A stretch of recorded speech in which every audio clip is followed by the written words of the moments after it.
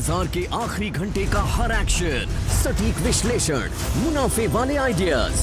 कीजिए कल की तैयारी आज हमारे साथ। देखिए CNBC आवाज मोतीलाल ओसवाल स्टूडियो से लाइव।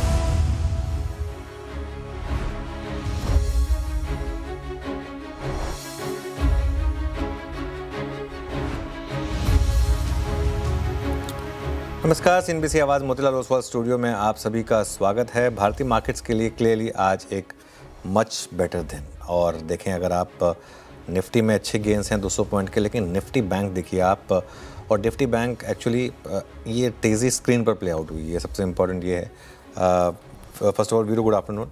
और सुबह हम बात कर रहे थे कि बैंक निफ्टी में शायद 1000 से 1500 पॉइंट की रैली हो, और वो प्ले आउट हो रही है, ये अच्छी बात है। और ब्रेड्थ आज काफ़ी अच्छी है। मिड कैप इंडेक्स ने शानदार मूव दिखाया, स्मॉल कैप इंडेक्स ने बहुत ही शानदार मूव दिखाया। आईटी ऑब्वियसली अभी भी एक ऐसा इंडेक्स है जो मार्केट को परेशान कर रहा है, लगातार आईटी में दिक्कत रही है। और एक चीज़, आज इंडिया विक्स वो थोड़ा कोलैप्स हुआ है, आई थिंक ये इंपॉर्टेंट है। एडवांस डिक्लाइन देखिए पूरे दिन काफ़ी स्ट्रॉन्ग रहा, ऑलमोस्ट 5:1 का, और इंडिया विक्स करीब करीब 17% नीचे गिरा। और ब्रेंट क्रूड एक बार वो भी रख दीजिए ज़रा स्क्रीन पर, क्योंकि आजकल इतने सारे वेरिएबल्स हमें देखने पड़ते हैं। तो ब्रेंट क्रूड अभी भी 90 के आसपास है, दहलीज पर है 90 की। अब किस साइड जाएगा ये, इस पर भी काफ़ी कुछ डिपेंड करेगा। चलिए शो की शुरुआत करेंगे। आज वीरूर में रहेंगे आपके साथ शो में हेडलाइंस के साथ। निफ्टी की वीकली एक्सपायरी के दिन बाजार में लौटी बाहर। निफ्टी 200 पॉइंट से ज़्यादा चढ़कर 24,250 के करीब पहुंचा। बैंकिंग शेयरों ने दिखाया कमाल, बैंक निफ्टी करीब 900 पॉइंट ऊपर। मिड कैप और स्मॉल कैप में भी रौनक। इंडिया विक्स 17% नीचे। आज के बिग स्टॉक्स स्पॉटलाइट और चार्ट जीपीटी पड़े सटीक। जेवी की मंजूरी के बाद दौड़ा डिक्सन टेक 5% ज्यादा बढ़कर बाजार के टॉप गेनर्स में हुआ शुमार। साथ ही पेलाइट में भी रौनक कायम। वहीं स्पॉटलाइट, फेडरल बैंक और मैक्स फाइनेंशियल्स मजबूत थे। उधर chart GPT capital market segment से बीएससी में शानदार तेजी। कैम्स भी लगभग 4% ऊपर। बाजार की गिरावट का निवेशकों ने जमकर उठाया फायदा। फरवरी में इक्विटी म्यूचुअल फंड में निवेश 8% बढ़ा। मिड कैप स्मॉल कैप में जमकर हुआ निवेश। हालांकि गोल्ड ETF में निवेश 78% घटा। SIP इन्फ्लो में 4.25% की गिरावट। कैबिनेट की बैठक में आज हो सकते हैं बड़े फैसले। FDI शर्तों में ढील पर हो सकता है विचार। प्रेस नोट 3 में हो सकता है बदलाव। इंसॉल्वेंसी और बैंक्रप्सी कोड पर विचार संभव। ग्रोथ गाइडेंस बढ़ाने से हैप्पीएस्ट माइंड्स में जोरदार उछाल। शेयर 12% ऊपर। कंपनी ने FY 27 के लिए ग्रोथ गाइडेंस 10% से बढ़ाकर 12.5% किया। फाइनेंशियल सर्विसेज, हेल्थ केयर और मैन्युफैक्चरिंग में अच्छी ग्रोथ की जताई उम्मीद। ऑटो, NBFCs और सरकारी बैंकों में अच्छी खरीदारी। करीब 2% चढ़े तीनों ही सेक्टर इंडेक्सेस। ऑटो में करीब 3% ज्यादा का चढ़ा मदरसन, TVS मोटर्स और हीरो मोटोकॉर्प। वहीं NBFCs में 8% के उछाल के साथ वायदा का टॉप गेनर बना श्रीराम फाइनेंस, लेकिन IT शेयरों में करीब 1% का दबाव। इजरायल और ईरान युद्ध का दिखने लगा असर। LPG की कमी से मुंबई में 20% होटल बंद। एसोसिएशन का दावा यही हाल रहा तो 50% तक पहुंच सकता है आंकड़ा।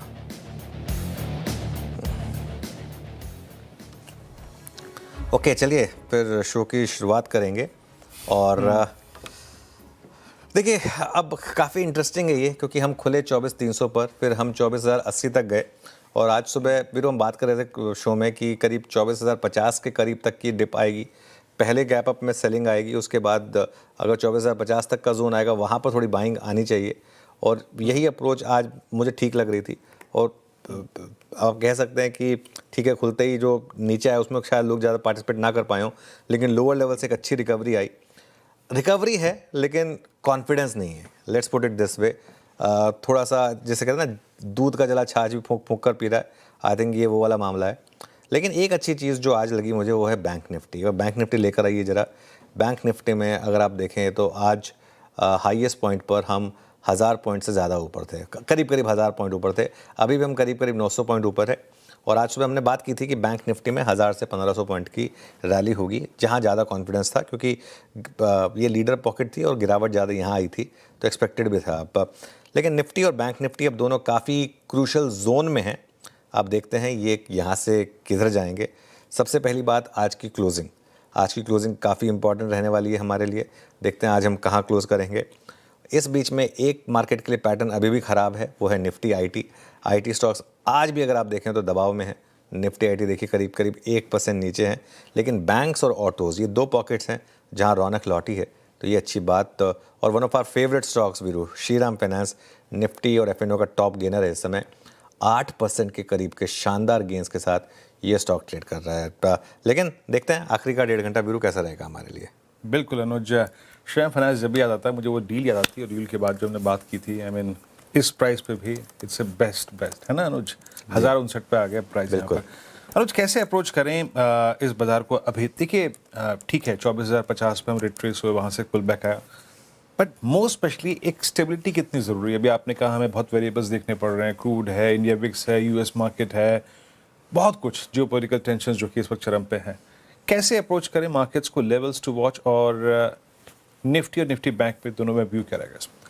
देखिए वीरू, मैं ना जैसा आपको पता है मैंने अपने करियर की शुरुआत की थी एज अ सॉफ्टवेयर प्रोफेशनल, तो उसमें जब हम कोडिंग करते थे तो एक यूज़ करते थे व्हाट इफ़, है ना, व्हाट इफ़ जैसे करके देन दिस अदरवाइज दिस, ऐसे करके हम वो यूज़ करते थे, ठीक है। तो इसमें सारा मामला है व्हाट इफ़ का, और वो व्हाट इफ़ क्या है? क्रूड। अब क्रूड इस समय 90 पर है। अब अगर क्रूड 70 आ गया या 80 आ गया, बड़ी रैली हो जाएगी। क्रूड वापस होकर पार निकल गया तो बड़ी गिरावट आ जाएगी। अब हमें नहीं पता कि ये किस साइड जा रहा है, लेकिन फैक्ट ये है कि अगर 80 के नीचे आया तो फिर मुझे लग रहा है कि फिर वो पावरफुल वाली शॉर्ट कवरिंग होनी चाहिए मार्केट में। लेकिन अगर ये 100 के ऊपर गया तो रीसेंट लो भी टूटेगा। अब बहुत बड़ा चांस है अभी भी कि रीसेंट लो टूटेंगे और मार्केट में अभी भी वो फाइनल वाला बॉटम बनना बाकी है। और इसीलिए मैं कहूँगा कि ओवरनाइट पोजीशन रखने का रिस्क है अभी भी, क्योंकि ये भाई साहब कब जागकर कुछ उल्टा सुल्टा बोल दें, कोई भरोसा नहीं है। अभी कल उन्होंने बोला कि हम वॉर एंड करने के काफ़ी करीब हैं, अगर आज या कल में कोई उससे अलग स्टेटमेंट आ गई तो फिर मार्केट के लिए दिक्कत आ जाएगी इस समय। इसीलिए मैं कह रहा हूँ कि ओवरनाइट पोजीशन ना कैरी करें। डे ट्रेडिंग में मार्केट आपको ठीक ठाक ट्रेड्स दे रहा है, ऐसा नहीं है कि नहीं दे रहा है। और एक चीज़, स्ट्रॉन्ग स्टॉक्स की बास्केट को डिप में बाय करने की जो हमारी अप्रोच है वो अभी भी इंटैक्ट है। उसका सबसे बड़ा एग्जांपल आज श्रीराम फाइनेंस है। देखिए कल गिरा ये 5%, उसके बाद रिकवर होकर 2% रह गया था और आज 7% ऊपर है। तो इस तरीके के स्टॉक, जैसा आपने कहा हमने 850 पे बात की, तो लगातार आपको कहा था कि यहाँ री रेटिंग होती रहेगी, इस चीज़ में मत जाइएगा कि अब और नहीं भागेगा, तो वहाँ से लगातार भागा है। जहाँ तक मार्केट के लेवल्स की बात है, निफ्टी पर 24,300 पर वीरू काफ़ी रेजिस्टेंस है, और अगर 24,300 क्रॉस हुआ, आज सुबह हमने बात भी की थी कि कॉल राइटर का जो जोन है उसमें पहला 24,300 से 350, और अगर 24,300 350 को आपने क्रॉस किया तो 24,500। अभी के लिए तो लग रहा है कि नहीं, वो पहली रेजिस्टेंस पे आकर रुक गए हम, 24,300 350 क्रॉस नहीं हो रहा है, तो ठीक है। सपोर्ट 24,000 से 24,050 पर है, और अब बड़ी मंदी के लिए आपको इसके नीचे आना होगा बेसिकली। तो ये अब ओवरऑल व्यू होगा निफ्टी पर। बैंक निफ्टी की जहाँ तक बात है, अब मुझे लग रहा है 57,500 तक की जगह खुली है बैंक निफ्टी की, जहाँ पर इसके टेक्सचर का टेस्ट होगा, जहाँ पर आपका 200 डे मूविंग एवरेज अलाइंड है। आज का हाई करीब करीब 57,000 था, हमने 57,000 से 57,500 की बात की थी, 57,000 पर आकर थोड़ा सा रुके हैं, लेकिन मुझे लग रहा है कि प्रोवाइडेड ओवरनाइट कुछ बड़ा नेगेटिव वापस ना हो वॉर फ्रंट पर, तो एक बार के लिए 57,500 तक की जाने की जगह है। बिरो स्टॉक स्पेसिफिक एक्शन आज कैसा रहा? बिल्कुल, स्टॉक्स पे तो अनुज सबसे पहले तो दवा दारू का जिक्र करना पड़ेगा। ग्लेनमार्क, आई मीन अनुज बहुत ही स्ट्रॉन्ग स्टैट्स। ग्लेनमार्क 4.5% ऊपर, अभी भी 2218 पे अच्छे पुट राइटर्स के कन्विक्शन को कैरी करता हुआ सारे एवरेजेस के ऊपर, और धीरे धीरे अब ये दमखम जुटाता हुआ अपने जुलाई स्विंग हाइस को बाइसेक्ट करने की। जुलाई का जो स्विंग हाई है वो करीब करीब आप समझिएगा कि 2291 पे है, और एफर्ट पूरे कर रहा है अनुज। प्लीज़ स्क्रीन पे ओआई रखिएगा, और एक क्लासिकल अगर आप देखें तो यहाँ पर इन्वर्टेड हेड एंड शोल्डर, जिसका ऑलमोस्ट अगर आप देखें तो एक ब्रेकआउट जो है वो कंफर्म हुआ था करीब 2131 पे, loaded with longs 1.5% OI buildup हुआ, अच्छी लोअर स्ट्राइक्स पे पुट राइटिंग भी है। तो पहला अगर आप देखें स्टॉक है ग्लेनमार्क। उसके बाद लेके आऊँगा जरा मैं, एक बार स्क्रीन पे रखिएगा आप, यूनाइटेड स्पिरिट्स अभी भी डे हाई पर, और बहुत ही अगर आप देखें एक शानदार ब्रेकआउट पॉइंट पे ट्रेड करता हूँ। ब्रेकआउट पॉइंट इसलिए कह रहा हूँ क्योंकि ये मूव सारा का सारा शुरू हुआ था 2 रोज पहले, 3 रोज पहले। अब सडनली आज का प्राइस जो है वो सारे एवरेजेस के ऊपर लाइंड है, 2% ओआई बिल्डअप, तो यहाँ पे नजर रखिएगा, अच्छा प्लेसमेंट है। और जहाँ तक कमजोरी का सवाल है, कंप्लीट वीकनेस है बीपीसीएल में, और जिस प्रकार की शॉर्टिंग हो रही है, लग रहा है पॉसिबली अपने शायद 100 वेमा के लिए प्रिपेयर करता हुआ। अच्छी शॉर्टिंग हुई है और क्रूड का रिट्रेसमेंट इसके अगेंस्ट है, याद रखिएगा, और करीब करीब 5% बिल्डअप फॉर द शॉर्टिंग इस स्टॉक फ्यूचर में विजिबल है। अच्छा अनुज, बात करते हैं एक ऐसे पहलू की जो कुछ देर पहले फ्लैश भी हुआ था, हैप्पीएस्ट माइंड का टेक है ना, जो उन्होंने एक टेक शेयर किया रिगार्डिंग 27 की जो ग्रोथ रिवीजन करा है उन्होंने, इसका कुछ बेनिफिट ऑफ डाउट देंगे आप आईटी को क्या? हालांकि ये बहुत छोटी कंपनी है उस लिहाज से। नहीं, मैं नहीं दूंगा इसका benefit of doubt happiest minds का। उसका कारण इसकी शेयर होल्डिंग पैटर्न देखिए, उसका कारण अब इससे ज़्यादा मैं बोलूँगा नहीं। और एक चीज़, आप इसका एक बार जरा 1 साल का चार्ट देखिए जरा हैप्पीएस्ट माइंड्स का, और सच बताऊँ तो हालांकि ऑब्वियसली काफ़ी पिटा हुआ स्टॉक है तो इसके लिए रैली आ गई। ये तो जब आईटी में गिरावट नहीं आई थी उससे पहले से गिर रहा है ये स्टॉक। तो देखिए किस तरीके से ये स्टॉक गिरा है। ये एक सीरियल एंटरप्रेन्योर की कंपनी है, आपको पता ही है। और 2 साल का चार्ट है तो वो भी ले आइए ज़रा एक बार। और मैं सच बताऊँ तो क्या होता है ना, कई बार इस कंपनी में लोगों ने पैसा सिर्फ इसलिए लगाया था क्योंकि एक सीरियल एंटरप्रेन्योर हैं जिन्होंने बहुत बड़ी बड़ी कंपनियां क्रिएट की थी और 3-4 बड़ी कंपनियों को लिस्ट कराया था, वो लेकर आए थे इसके लिए ये स्टॉक चला था। मुझे नहीं समझ में आ रहा आउट ऑफ द ब्लू कहाँ से ये गाइडेंस रेज आ गई, लेकिन जो भी कारण है, अब मार्केट जिसे कहते हैं ना हंग्री फॉर आइडियाज़ था, मार्केट ने हाथों हाथ लपका इसको और इसके लिए चल गया। एक बार फिर से रख दीजिए इंटरडे, ठीक है। लेकिन वीरो इसको ना पूरे सेक्टर के लिए अगर आप एक्स्ट्रापोलेट करेंगे तो बहुत बड़ी गलती होगी, इसको पूरे सेक्टर के लिए एक्स्ट्रापोलेट करना। और यही कारण है, देखिए आप कोफोर्ज, परसिस्टेंट जैसे स्टॉक्स देखिए, अभी भी वो डे लो के करीब ही हैं। तो अगर ये सेक्टर स्पेसिफिक होता ना, तो ये सारे स्टॉक्स भी भागने चाहिए थे। मुझे सच बताऊं तो मुझे हैरानी है कि ये एकदम से आउट द ब्लू कहाँ से इन्होंने डिसाइड किया, कहाँ से इन्होंने डिक्लेयर किया, लेकिन जो भी है फैक्ट तो यही है। तो आज आप इस स्टॉक में रैली देख रहे हैं इस तरीके की। ओके, तो इसे एक फैक्ट इन आइसोलेशन अगर आप देखें, सिर्फ इसी कंपनी तक सीमित रहेगी अगर आप देखें ये बातें। ये अनुज का टेक है यहाँ पे। पर अनुज, जब 12 बजे एमएफ के आंकड़े आए इस बार फरवरी के, मैं चौंक गया एक बार के लिए, है ना अनुज। एक सब्सटेंशियल जंप, और दूसरी बात वो जो गोल्ड का मोह था वो सडनली फरवरी में आके कोलैप्स, है ना। कैसे रीड करना चाहिए इस फरवरी के आंकड़ों को? पहले तो मैं आपके सामने डेटा पॉइंट्स रख देता हूं वीरू, और उसके बाद मैं आपको अपना उस पर एडिटर्स टेक दे दूंगा। इक्विटी इनफ्लो 8% बढ़कर आया है 25,965 crore per month on month. मेरे लिए सबसे इंपॉर्टेंट डेटा ये है।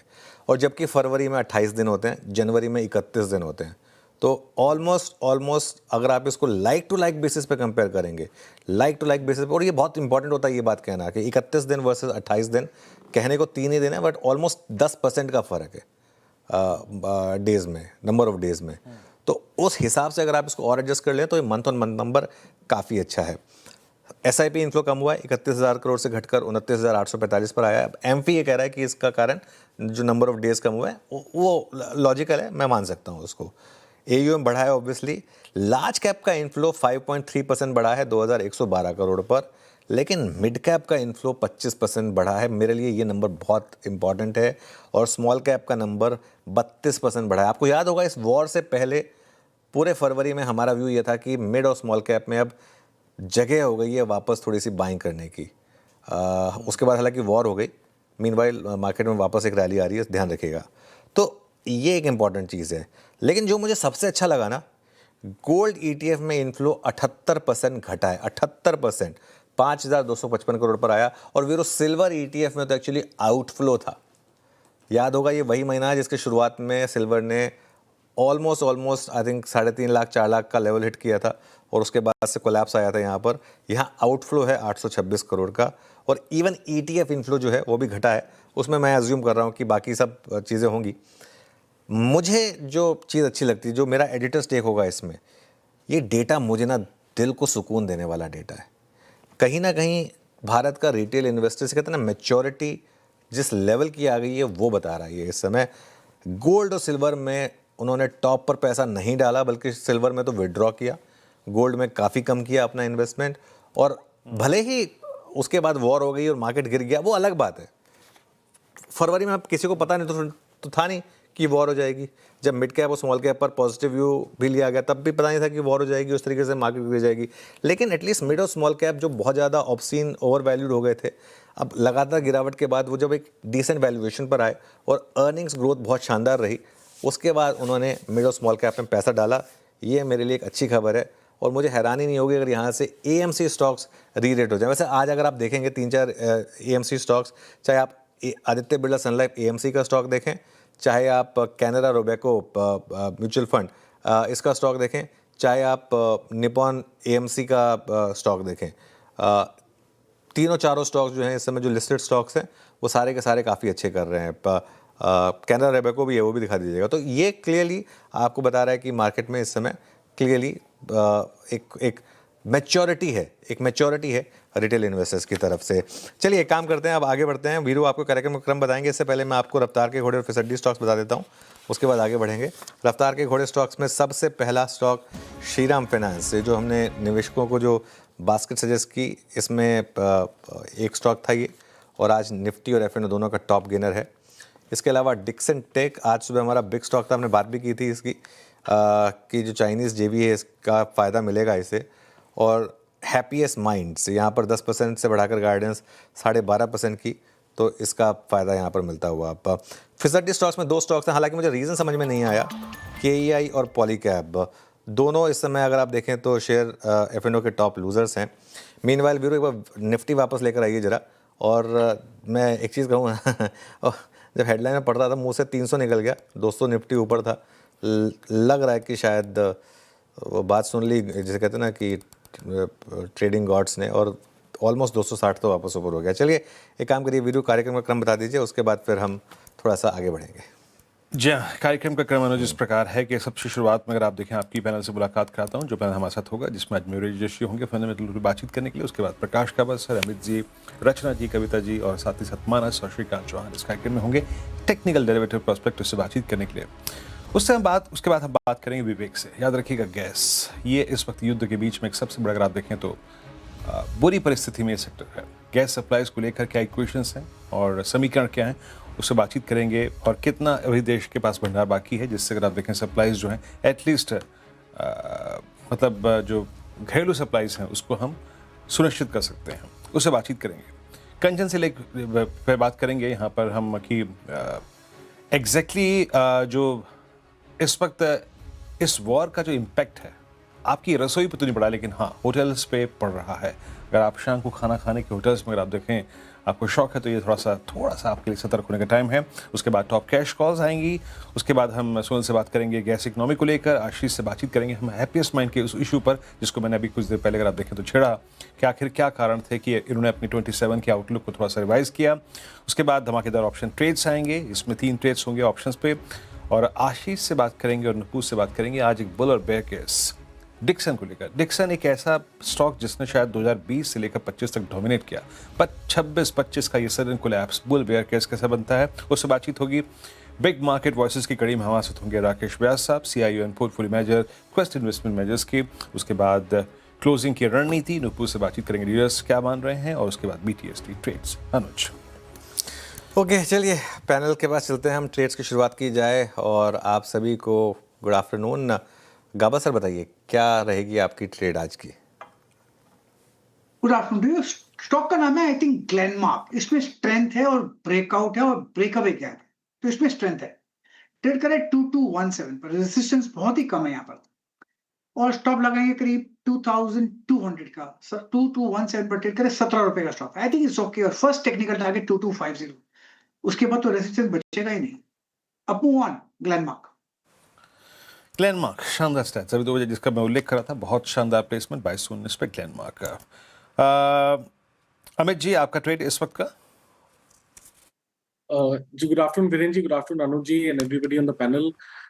वीरेन जी मुझे ऑरो फार्मा पसंद आ रहा है। ऑरो फार्मा का अगर हम चार्ट देखें तो यहाँ पे ऑलमोस्ट एक लंबे समय का एक रेंज ब्रेकआउट यहाँ पे हम देख रहे हैं। कल के सत्र में भी काफी स्ट्रॉन्ग मूव देखा था और डिलीवरी वॉल्यूम्स काफी स्ट्रॉन्ग थे ऑरो फार्मा में। तो ऑरो फार्मा बाय करना है। स्टॉप लॉस हमारा रहेगा 1268 का, और टारगेट्स हमारे रहेंगे 1320 के। चलिए 2 फार्मा स्टॉक हो गए, ग्लेनमार्क और औरोबिंदो फार्मा। रचना जी गुड आफ्टरनून। रचना जी बताइए आपकी ट्रेड। जी गुड आफ्टरनून। और मेरी ट्रेड रहेगी जेएसडब्ल्यू स्टील में, जिसको हम लॉन्ग करेंगे फ्यूचर्स पे, जो कि 1217 पे करीब ट्रेड कर रहा है। जब इसमें एसएल लगाएंगे 1212 पे, एंड हमारा नेक्स्ट 1 आवर के लिए टारगेट रहेगा 1224। ओके, जेएसडब्ल्यू स्टील आपका अगर आप देखें तो यहाँ पर ट्रेड है आपकी स्क्रीन पे। अब चलते हैं कविता जी से ट्रेड लेते हैं। कविता जी आप क्या पिक कर रही हैं? आफ्टरनून वीरेन जी, आफ्टरनून एवरीवन। सो ट्रेड मुझे लग रहा है कैपिटल मार्केट स्टोरी से सीडीएसएल इज लुकिंग गुड। ये ट्रेड अ डे और टू पर्सपेक्टिव से लेना चाहिए। एज ऑफ नाउ 1248 पर है।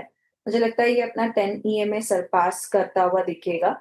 अंटिल काउंटर 1230 के लेवल के ऊपर मेंटेन है, यहाँ पर आप एक बाय ट्रेड ले सकते हैं। अपसाइड मोमेंटम 1275 1300 तक बनते हुए दिख सकते हैं। तो with stop loss of 1235 one should approach serious. Manas ji आप क्या पिक कर रहे हैं, बताइए आज के ट्रेड्स में। तो अनुज जी, मदरसन पे ध्यान दीजिए, क्योंकि मदरसन ने कल ही 200 डे मूविंग एवरेज पे सपोर्ट लिया था, एक हैमर पैटर्न बना था कल। आज स्टॉक ने अपने 50 डे मूविंग एवरेज को रीगेन कर लिया, तो आई थिंक एक बाउंस बैक प्ले बनता है। करंट लेवल्स पे खरीदारी करेंगे, 121 रुपए का स्टॉप लॉस लगाएंगे, 127 रुपए तक के टारगेट्स पॉसिबल है। ये कैश लेवल्स है। चाहे तो 125 वाला कॉल ऑप्शन ले सकते हैं। 3.5 रुपए पे ट्रेड हो रहा है, 2 रुपए 90 पैसे का स्टॉप लॉस लगा लीजिए। 7 रुपए तक के टारगेट्स पॉसिबल है, और डिस्क्लोजर है कि इस ऑप्शन में हमने अपने क्लाइंट्स को भी रिकमेंडेशन दिया हुआ है। ओके, मदरसन आज इसके पुल बैक को आप इस ऑप्शन के जरिए राइट कर रहे हैं। 125 की स्ट्राइक 354 पे मिल रही है इस वक्त, ये आपको पिक करनी है। चलते हैं अब आज की इस फंडामेंटल कॉल के लिए। चलते हैं मयूरेश जी के पास। मयूरेश जी नमस्कार, कार्यक्रम में स्वागत है। आज बाजार ने एक बहुत सदाबहार रिस्पॉन्स दिया कल की यूएस मार्केट स्टेबिलिटी पर, क्रूड के रिवर्सल पर, स्टेटमेंट्स पर। अभी आपका व्यू मार्केट्स पे और आपकी कॉल आज की। Afternoon Veeru ji, afternoon Anuj ji, afternoon to everyone on the panel. तो हमें लगता है आई थिंक जो वॉलेटिलिटी दर्शाई जा रही है ग्लोबल मार्केट्स में जियोपॉलिटिक्स के वजह से, अभी भी आई थिंक थोड़ा एक वेट एंड वॉच का अप्रोच रखना चाहिए, या अगर आप काम करेंगे तो बहुत स्पेसिफिक काम करना चाहिए as far as stocks are concern. We are adopting a wait and watch approach. थोड़ी क्लैरिटी आ जाने दीजिए मार्केट्स पे, तो तब तक आप एक वॉच लिस्ट जरूर बना के रख सकते हैं। और उसी वॉच लिस्ट के एक दायरे में with in pharma, Sai life sciences एक मिड कैप फार्मा कंपनी हमारे नजर या ध्यान में है। हमें लगता है आई थिंक जो तीसरे तिमाही के नतीजे आए थे साई लाइफ के, ये बहुत ही गजब थे। पहली चीज आई थिंक इसका एक पूरा इंटीग्रेटेड ऑपरेशन जो है CRDMO स्पेस में, मॉलिक्यूल से लेके प्रोडक्ट डेवलपमेंट तक ये पूरी लाइफ साइकिल ये कवर करते हैं। और इसके वजह से CDMO बिजनेस जो 64% है रेवेन्यूज का, और CSM बिजनेस जो 34% है रेवेन्यूज का, ये दोनों हाई मार्जिन बिजनेसेस है। और इसलिए तीसरे तिमाही में इबिटा मार्जिन 36% की आई है, और मैनेजमेंट को यही लग रहा है कि जो इबिटा मार्जिन परफॉर्मेंस है ये 30% के ऊपर रहेगा for the better part of the next 2 years। जहां तक रेवेन्यू ग्रोथ का सवाल रहा है, मैनेजमेंट को लग रहा है कि 15 से 20%, इनफैक्ट इन आवर ओपिनियन 20 या 25% के एक्सेस में रह सकता है, क्योंकि ऑलरेडी ये वर्ष में they are already equal to the full year revenues FY25, तो 1600 करोड़ का उन्होंने किया था पिछले वर्ष। जो प्रोडक्ट्स अंडर डेवलपमेंट है, जो बैलेंस शीट की स्ट्रेंथ है, ये बहुत सराहनीय है। तो अगर कोई ये स्टॉक पुल बैक देता है तो जरूर आपके वॉच लिस्ट में। ओके, साई लाइफ साइंसेस ये होगी मेरी जी के पिक का। चलिए आगे बढ़ते हैं। मुंबई में गैस की कमी का असर अब होटलों पर भी साफ दिखाई दे रहा है। आहार यानी association of hotel and restaurant के मुताबिक शहर में करीब 10 से 20% होटल्स पहले ही बंद हो चुके हैं। क्या है हालात, इसकी जानकारी देने के लिए हमारे साथ हैं कंचन नौटियाल और न्यूज़ 18 इंडिया के विवेक गुप्ता। विवेक, मुंबई में क्या हालात हैं, जरा बताएं कि क्या असर पड़ा LPG की कमी का। अनुज देखिए, मुंबई में जो आसार है, और पूरे अगर मैं पूरे महाराष्ट्र की बात करूं तो जो आसार है वो लोग अच्छे नहीं दिख रहे हैं। जो आहार है, जो रेस्टोरेंट और होटल प्रेसिडेंट विजय सेठी से हमारी बातचीत हुई थी, उन्होंने साफ तौर पर कहना है कि 2 दिन में जी जो इफेक्ट पड़े पूरे मुंबई और महाराष्ट्र में 20% जो है होटल और रेस्टोरेंट बंद हो चुके हैं, क्योंकि उनके पास जो LPG सिलेंडर है, जो गैस सिलेंडर है, वो नहीं पहुंच पा रहे हैं।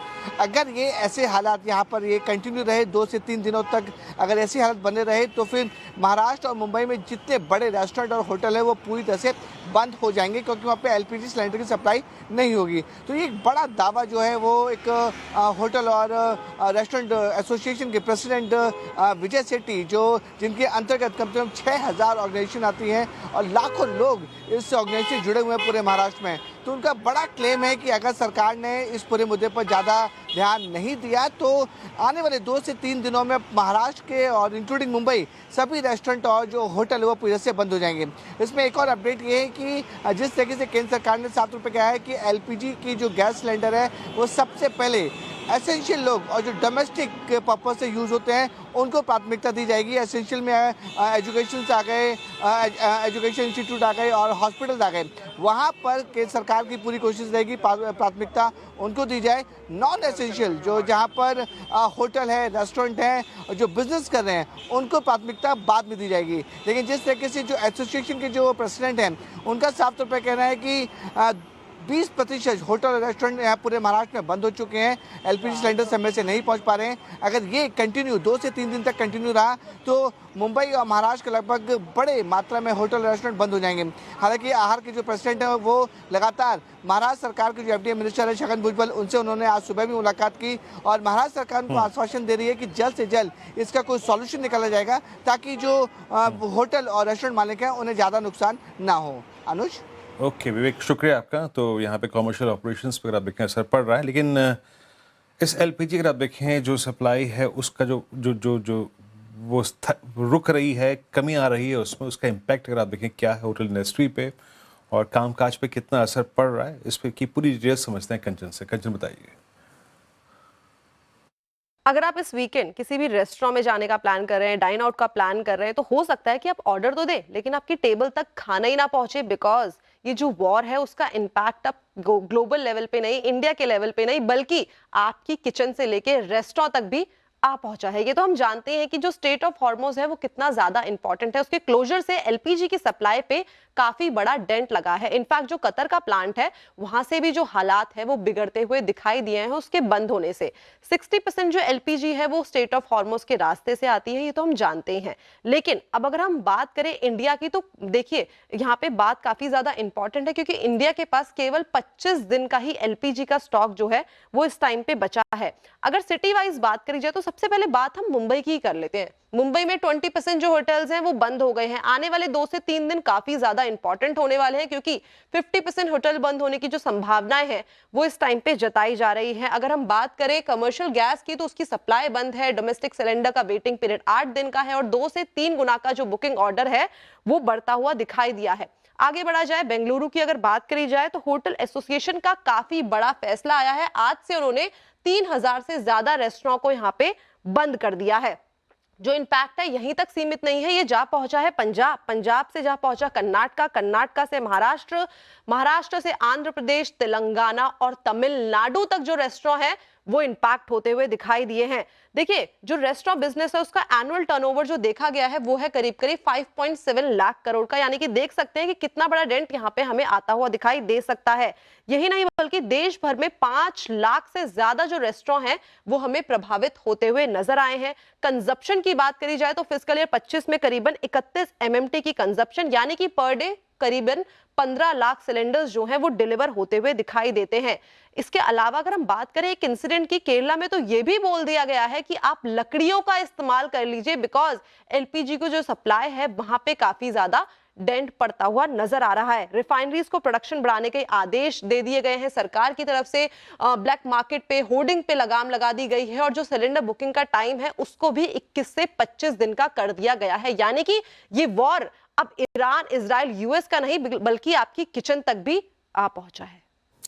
ओके, चलिए शुक्रिया आपका कंचन। अब जो कैबिनेट से बड़ी खबर आ रही है, कुछ देर में प्रेस कॉन्फ्रेंस भी होगी, लेकिन लक्ष्मण जी ने सुबह जो न्यूज़ ब्रेक की थी, आई थिंक अब वो ऑफिशियल हो रही है। लक्ष्मण जी के पास वापस चलते। लक्ष्मण जी गुड आफ्टरनून, डिटेल दीजिए।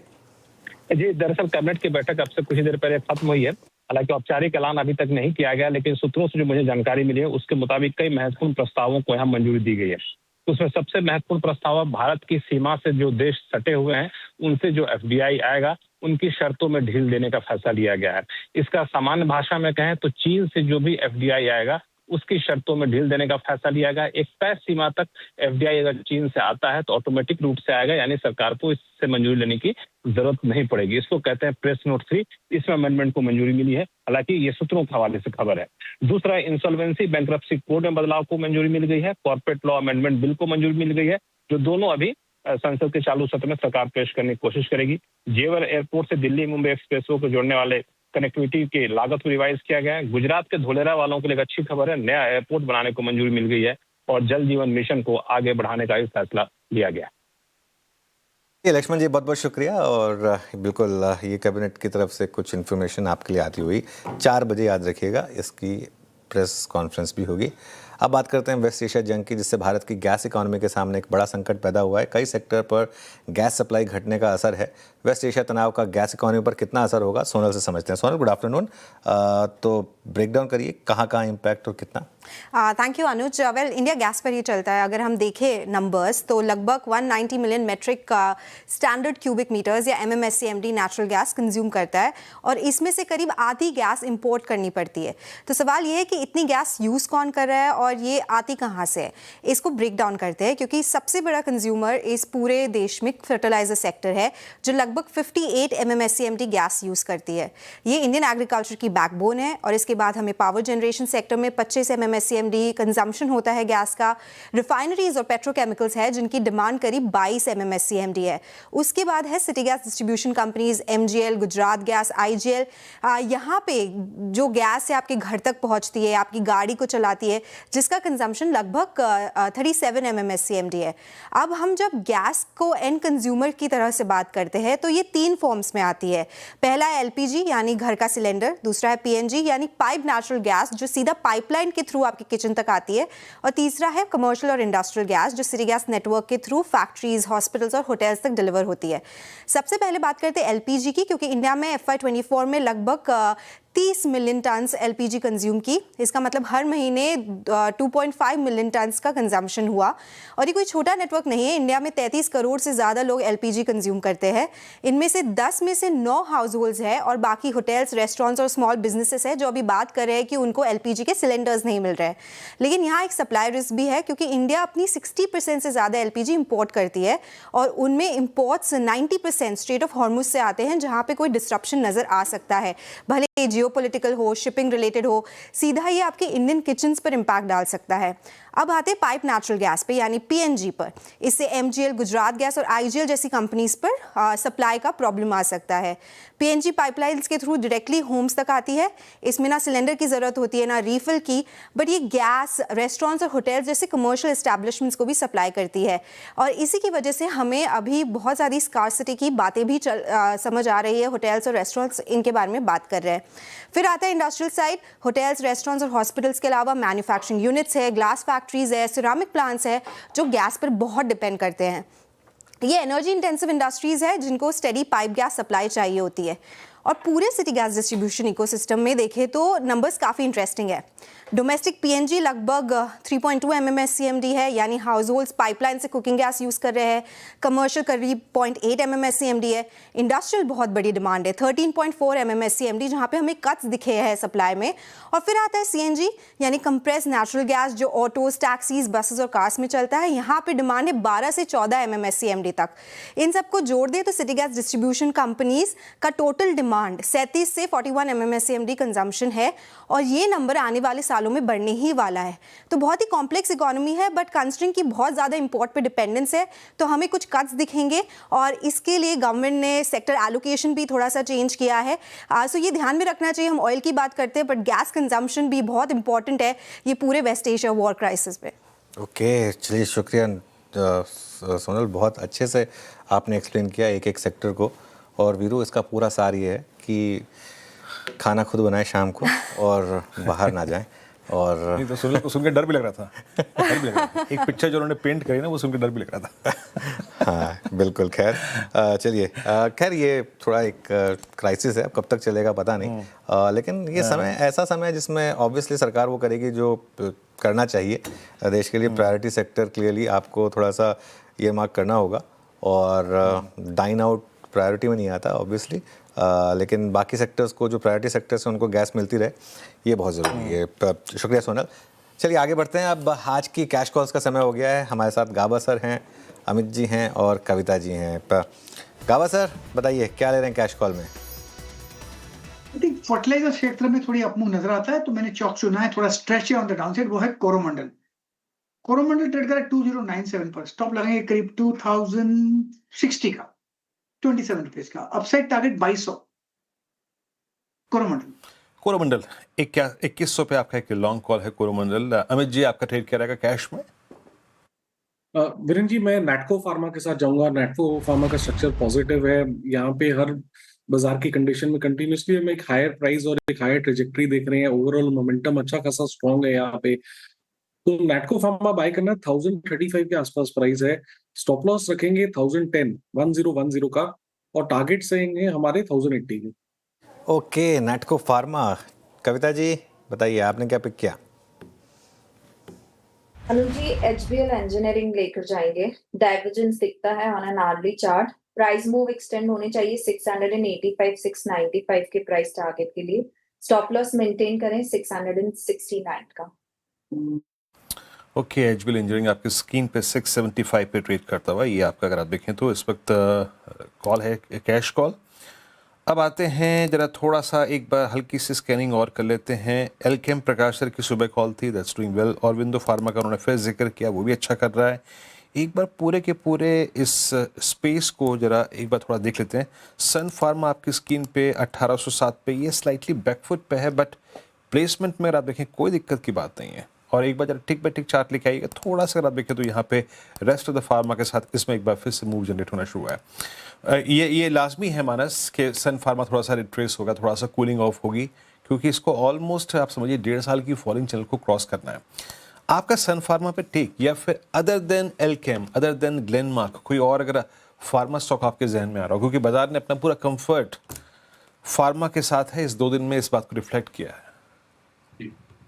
तो देखिए, अगर एक रिकमेंडेशन है फार्मा में तो मेरे ख्याल से वो औरो फार्मा रहेगा। औरो फार्मा में अगर आप वीकली चार्ट पे जाएंगे, मंथली चार्ट पे जाएंगे, तो वहां पर आपको एक ट्रायंगुलर फॉर्मेशन का ब्रेकआउट दिखेगा, जिसके टारगेट 1450 के आसपास के आते हैं। तो फार्मा स्पेस में अगर एक पोजिशनल ट्रेड लेना हो जिसको आप 1 से 2 मंथ तक होल्ड कर सकते हैं, तो वो औरो फार्मा रहेगा। स्टॉप लॉस करीब 1210 का लगाना है, लेकिन टारगेट बड़े हैं, 1450 रुपए तक के टारगेट्स पॉसिबल है। जहां तक बात सन फार्मा की आपने की थी, देखिए सन फार्मा में एक हाई लेवल पे एक रेजिस्टेंस दिखता है, वो करीब 1860 के आसपास है। तो एक बार 1860 का लेवल ब्रेक हो जाए तो फिर अग्रेसिव होकर खरीदारी करेंगे, क्योंकि अगर वो लेवल ब्रेक हो गया तो कम से कम 150 रुपए का आपको स्टॉक दिखा देगा। या सन फार्मा पे आपका ये एनालिसिस है, लेकिन याद रखिएगा प्रिफर्ड ग्लेनमार्क है अभी भी। चलते हैं श्रीकांत चौहान कोटक सिक्योरिटी से इस मंच में और इस पैनल में जुड़ चुके हैं। श्रीकांत, गुड आफ्टरनून, कार्यक्रम में स्वागत है। श्रीकांत, आपका इस वक्त प्रिफर्ड ट्रेड आइडिया क्या रहेगा? Good afternoon Virendra, good afternoon everyone. तो देखिए, मुझे लग रहा है कि इस मार्केट में वैसे 24,300 ये तो बहुत ही इंपॉर्टेंट एक रेजिस्टेंस के जैसा वर्क कर रहा है, और वहां पे मुझे लगता है कि इंडेक्स थोड़ा और हॉल्ट होते हुए नजर आएगा। तो स्टॉक स्पेसिफिक एक्टिविटी में मुझे लग रहा है कि करंट लेवल से एक एम्बर एंटरप्राइज इसे खरीदना चाहिए। 7,424 7,425 के करीब ट्रेड कर रहा है। आज के दिन में इसने 7,200 के लेवल्स रजिस्टर किए थे, लोअर लेवल्स, उसके बाद अभी रिकवरी देखने मिली है। तो मुझे लगता है 7,200 के स्टॉप लॉस के साथ करंट लेवल से खरीदे। वापस ये स्टॉक एक बार 7,800 या 7,700 तक के लेवल्स दिखा सकता है। तो 7,700 7,800 के टारगेट के लिए करंट लेवल से एम्बर एंटरप्राइज को खरीदना चाहिए। ओके, एम्बर एंटरप्राइजेस को खरीदना चाहिए। चलिए अब बात करते हैं आज के हीरो ऑफ द डे की, यानी कि हैप्पीएस्ट माइंड्स। ग्रोथ गाइडेंस बढ़ाने से हैप्पीएस्ट माइंड्स में 12% की ज़ोरदार तेज़ी है। कंपनी ने गाइडेंस को कितना बढ़ाया है, किन सेगमेंट में अच्छी ग्रोथ की उम्मीद है, ये सब जानते हैं आशीष से।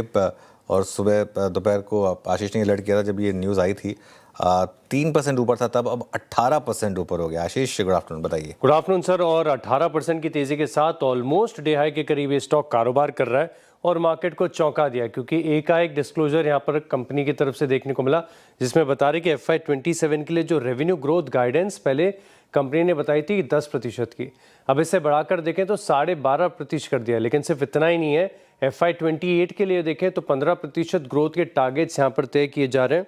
और इससे पहले आप देखें तो काफ़ी सारी खबरें आ रही थी जिसमें कंपनी लगातार अपने AI स्ट्रेटेजिक इनिशिएटिव्स पर काम कर रही है।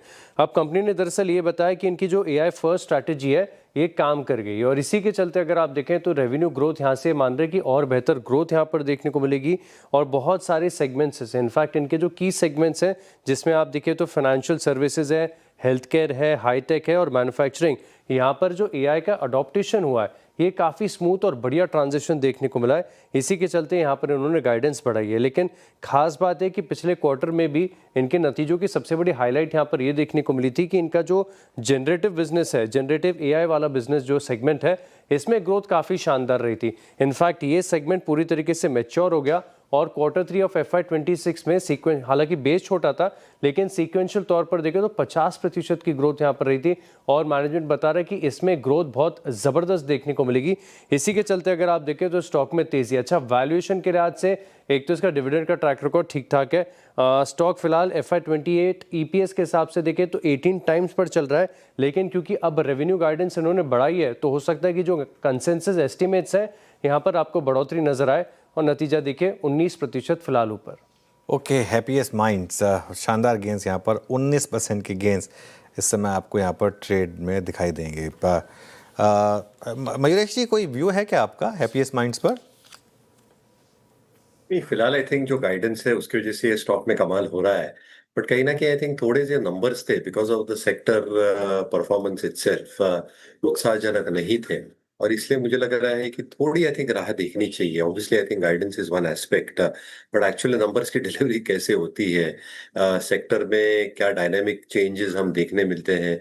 Obviously I think generative AI में बड़ा काम कर रहे थे, but I think now the market has moved from generative to agentic and application thereof of substacks within the agentic AI layers itself. तो ये सारी चीजें को थोड़ा देखना पड़ेगा, भापना पड़ेगा। सो रिएक्शन आ गया, but I will still wait out for Q4 numbers before taking call. Okay, चलिए अब एक काम करते हैं, धमाकेदार ऑप्शंस ले लेते हैं। धमाकेदार ऑप्शंस लेंगे हम रचना जी से, मानस जी से, श्रीकांत जी से। रचना जी बताइए आपका धमाकेदार ऑप्शन। जी, हम धमाकेदार ऑप्शन के लिए IOC में PE बाय करेंगे। ये यहाँ पे हम 150 का PE बाय करेंगे जो कि करीब करीब 2.8 पे ट्रेड कर रहा है। हम इसमें ऐसे लगाएंगे 2.5 पे और अपसाइड पे हमारा टारगेट होगा 3.5। IOC की अगर आप देखें 150 की पुट, मानस आपका ट्रेड क्या रहेगा ऑप्शंस में? तो देखिए, ऑप्शन में CG पावर के ऑप्शन में खरीदारी करनी है। CG पावर ने अपने 10-22 मूविंग एवरेज को रिगेन कर लिया है और बिल्कुल तैयार एक ब्रेकआउट के लिए। 730 रुपए के ऊपर जाएगा तो उसके ऊपर 40 से 50 रुपए का आपको देखने को मिल सकता है। तो CG पावर का 730 वाला कॉल ऑप्शन जो 25 रुपए के आसपास ट्रेड हो रहा है उसमें खरीदारी करनी है। 19 रुपए की स्टॉप लॉस से खरीदारी करेंगे। 35 रुपए तक के टारगेट्स पॉसिबल है। ओके, श्रीकांत जी आपने क्या पिक किया?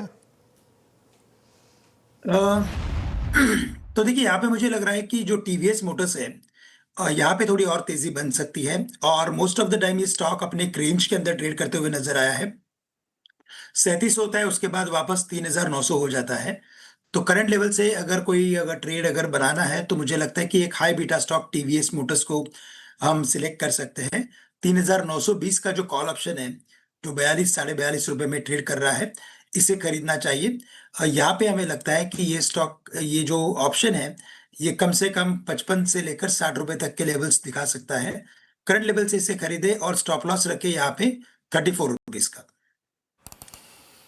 ओके, TVS मोटर्स आपका 3920 का बाय कॉल है यहाँ पर। अच्छा, मैंने ये ट्रेड्स यहाँ पे पूरे हो गए, ऑप्शन ट्रेड्स। थोड़ा सा मैं देख रहा था कि और कौन कौन सी बास्केट है जहाँ पे मूव आ रहे हैं। देखिए, 2 स्टॉक्स रखिएगा। पॉलीकैब 2 दिन में गजब क्रैक है यहाँ पे, स्टॉक डे लो पर आके ट्रेड करता हुआ। 2 दिन में बहुत बड़ा कोलैप्स है पॉलीकैब में। और इसी स्पेस में जरा एक बार लेके आइए, एस्ट्रल 1657 पे डी हाई पर आके ट्रेड कर रहा है। एक तो ये हो गया, मैं आ रहा हूँ, कुछ चीज़ें कलेक्ट कर रहा हूँ मैं जरा यहाँ पे।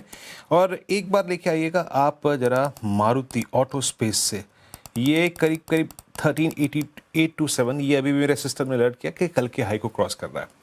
मयूरेश जी, मारुति पे आपका टेक क्या है? मेरे ख्याल से आज सुबह में एक रिपोर्ट पढ़ रहा था जिसमें उल्लेख किया गया था इनका मिडिल ईस्ट में जो है अप्रॉक्सीमेटली 12.5 to 15% का एक्सपोजर है।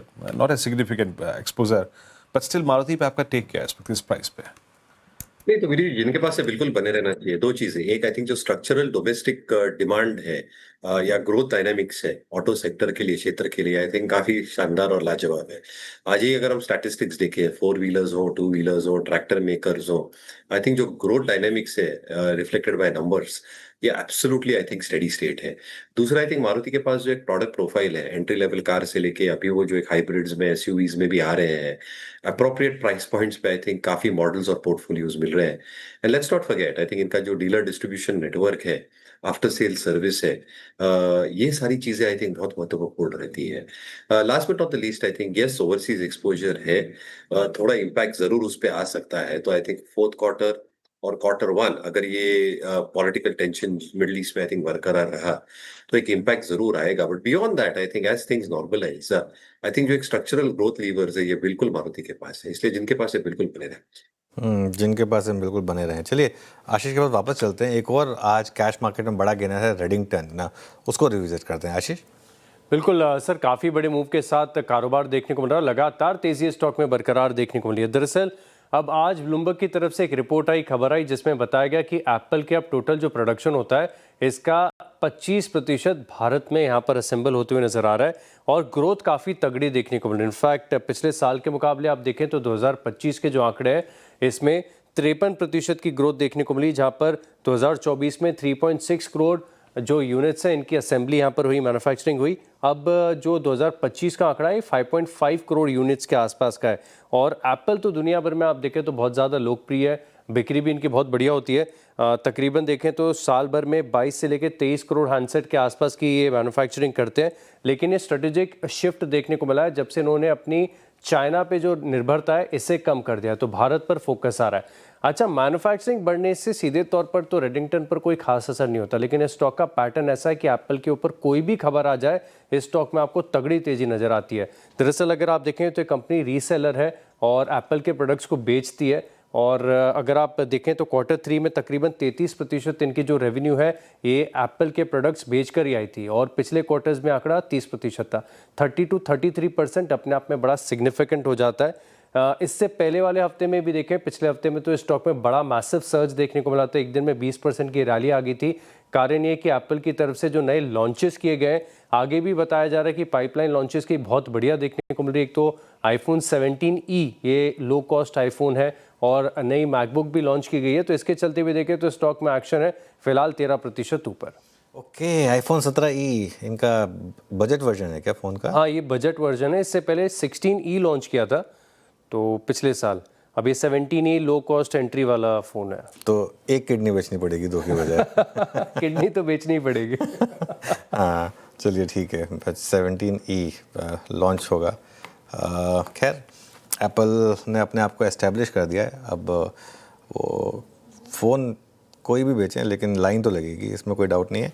लेकिन 17e वाकई में मतलब बजट फ़ोन है इनके हिसाब से, तो क्योंकि 65,000 में मिल रहा है। मैं देख रहा 65,000 बजट सर? नहीं, इनके हिसाब से, वही मैंने कहा ना, मैंने वो ऐड किया है इसके लिए कि एप्पल के हिसाब से, क्योंकि वो 1.5 लाख के फ़ोन बेचते हैं तो उसके हिसाब से 64,000 तो बजट फ़ोन ही माना जाएगा एप्पल के हिसाब से। मतलब हैरान हूँ कि एप्पल इस प्राइस में भी फ़ोन बेच सकता है, मतलब तो आज के ज़माने में तो 64,000 का फ़ोन।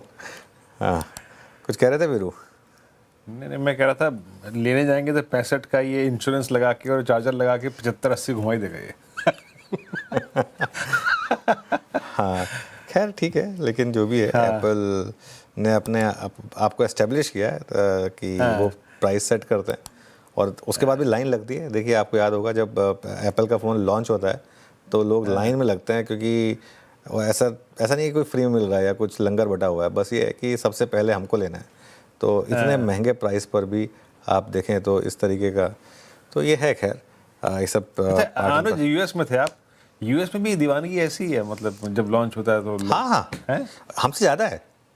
हमारा तो कुछ भी नहीं है। यूएस में तो जो लाइनें लगती हैं अगर आप वो देखेंगे तो वहाँ तो मतलब लाइन से पहले एक क्यू लगती है, वो क्यू कार्ड दिया जाता है उसमें आपको कि आपका क्यू में ये नंबर होगा।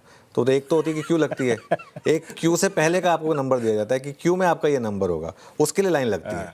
तो वो मतलब अलग लेवल की दीवानगी, मैं यही कह रहा हूँ। और इसका सिंपल लॉजिक है, इसका मतलब स्टॉक कभी भी खरीदें आप एप्पल का आप कोई गलत इन्वेस्टमेंट नहीं कर रहे हैं। इस तरीके की अगर प्रोडक्ट्स की दीवानगी है तो। और एक अच्छी चीज़ ये है एप्पल के साथ, एप्पल ने ना कभी अपने आप को, जिसे कहते हैं ना, रेस्ट नहीं किया।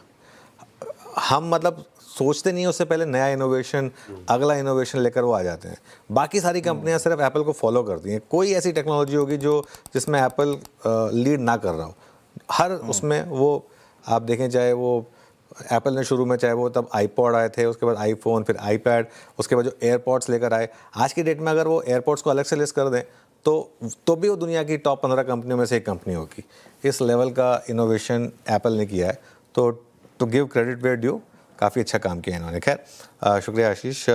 मीनवाइल मार्केट थोड़ा सा ऊपरी लेवल से फिर कूल ऑफ हुआ है, थोड़ा एक्सपायरी का इम्पैक्ट भली कह लें इसे या जो मर्जी कह लें, 24,200 पर इस समय वापस हम आ गए। चलिए काम करते हैं, 4 का चौका ले लेते हैं।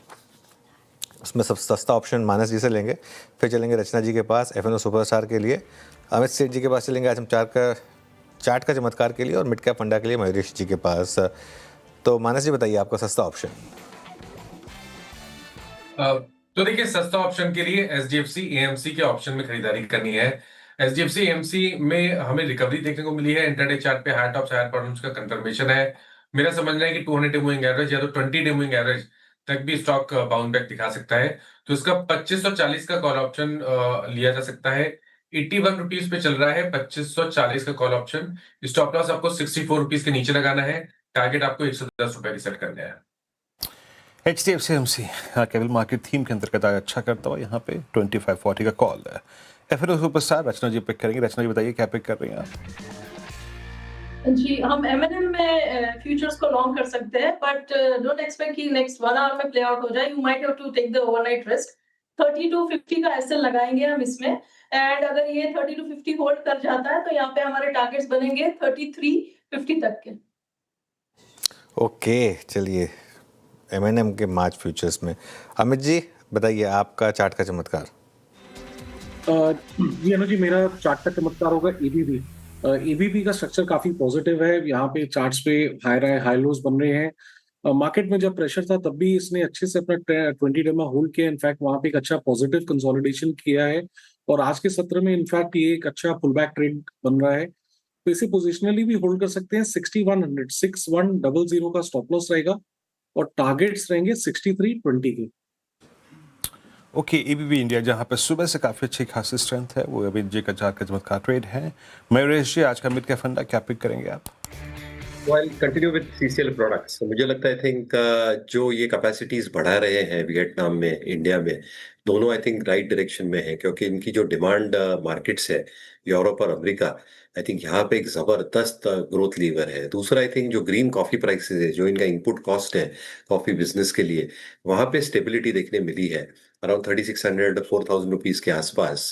हायर एंड अगर 4-4.5 भी पकड़े तो आई थिंक अभी भी मार्जिन लीवर्स है इनके पास to probably ensure that the cost is getting passed on. जो इनके फ्रीज ड्राइड कॉफी पैक्स है, जो छोटे पैक्स हैं जो SKUs ये बना रहे हैं, और जो इंडियन रिटेल प्रोडक्ट है कॉन्टिनेंटल जो ब्रांड है इनका, I think that is growing at a good pace as well. EBITDA margin 19 और 20% के रहने की उम्मीद है। काफी स्ट्रॉन्ग बैलेंस शीट है। Top line growth higher double digits 20 या 25% में ग्रो होनी चाहिए। और ऐसे मार्केट में जहाँ पे अर्निंग्स थोड़े सर्कमस्पेक्ट हो सकते हैं जियोपॉलिटिकल टेंशंस की वजह से, ऐसे सेक्टर्स में और ऐसे स्टॉक में मुझे लगता है आई थिंक थोड़े लीवर्स ग्रोथ के मौजूद हैं, जो शायद सॉफन करे, कुशन करे ग्लोबल जियोपॉलिटिकल टेंशंस को। ये स्टॉक जरूर पसंद। ओके, मीनवाइल एक बार जरा डिक्सन लेकर आइए। और अब लग रहा है जो सुबह हम बात कर रहे थे ना कि आज का हीरो ऑफ द डे होगा ये, और गैप अप हो उसके बाद थोड़ा कूल ऑफ हो तो ज़रूर इसको आप लेने की सोचिएगा। और देखिए अब गैप अप हुआ, उसको थोड़ा कूल ऑफ हुआ, और अब 9%, और मुझे हैरानी नहीं होगी बहुत जल्दी अगर ये अपर सर्किट भी लगा दे तो 9% तो हो चुका है, आई थिंक 10% की तरफ अभी बहुत तेज़ी से बढ़ेगा। इस तरीके का स्टॉक है ये डिक्सन टेक। और एक बड़ा जो फैक्टर है, एक सुबह हमने ये बात भी की थी वीरो कि अगर आप कोई एक कॉल लेके छोड़ सकते हैं इस सीरीज़ में तो वो डिक्सन की होगी, क्योंकि काफ़ी गिरा हुआ स्टॉक है और यहाँ से अब मोमेंटम काफ़ी बड़ा आ सकता है।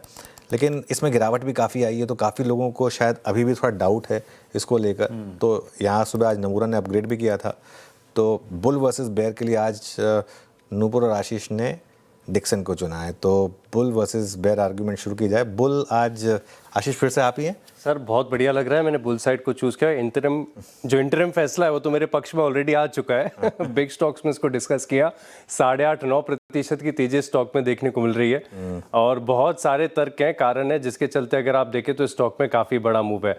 अब सबसे पहले अगर आप देखें तो ये जो जेवी को अप्रूवल मिल गया है मिनिस्ट्री ऑफ इलेक्ट्रॉनिक्स और आईटी की तरफ से, ये अपने आप में बहुत बड़ा ओवरहैंग था और अब मार्केट क्या है ना, आगे की सोच रहा है। मार्केट सोच रहा है कि एक अप्रूवल मिल गया तो अब जो वीवो के साथ जेवी अटकी हुई है इसे भी अप्रूवल मिल जाएगा। लेकिन इसका बिजनेस बहुत बढ़िया और इस स्टॉक की खासियत यह है कि हर 2-5 साल में एक बार आपको बड़ी गिरावट के साथ मौका देता है और फिर तगड़ा रिवर्सल आता है स्टॉक में।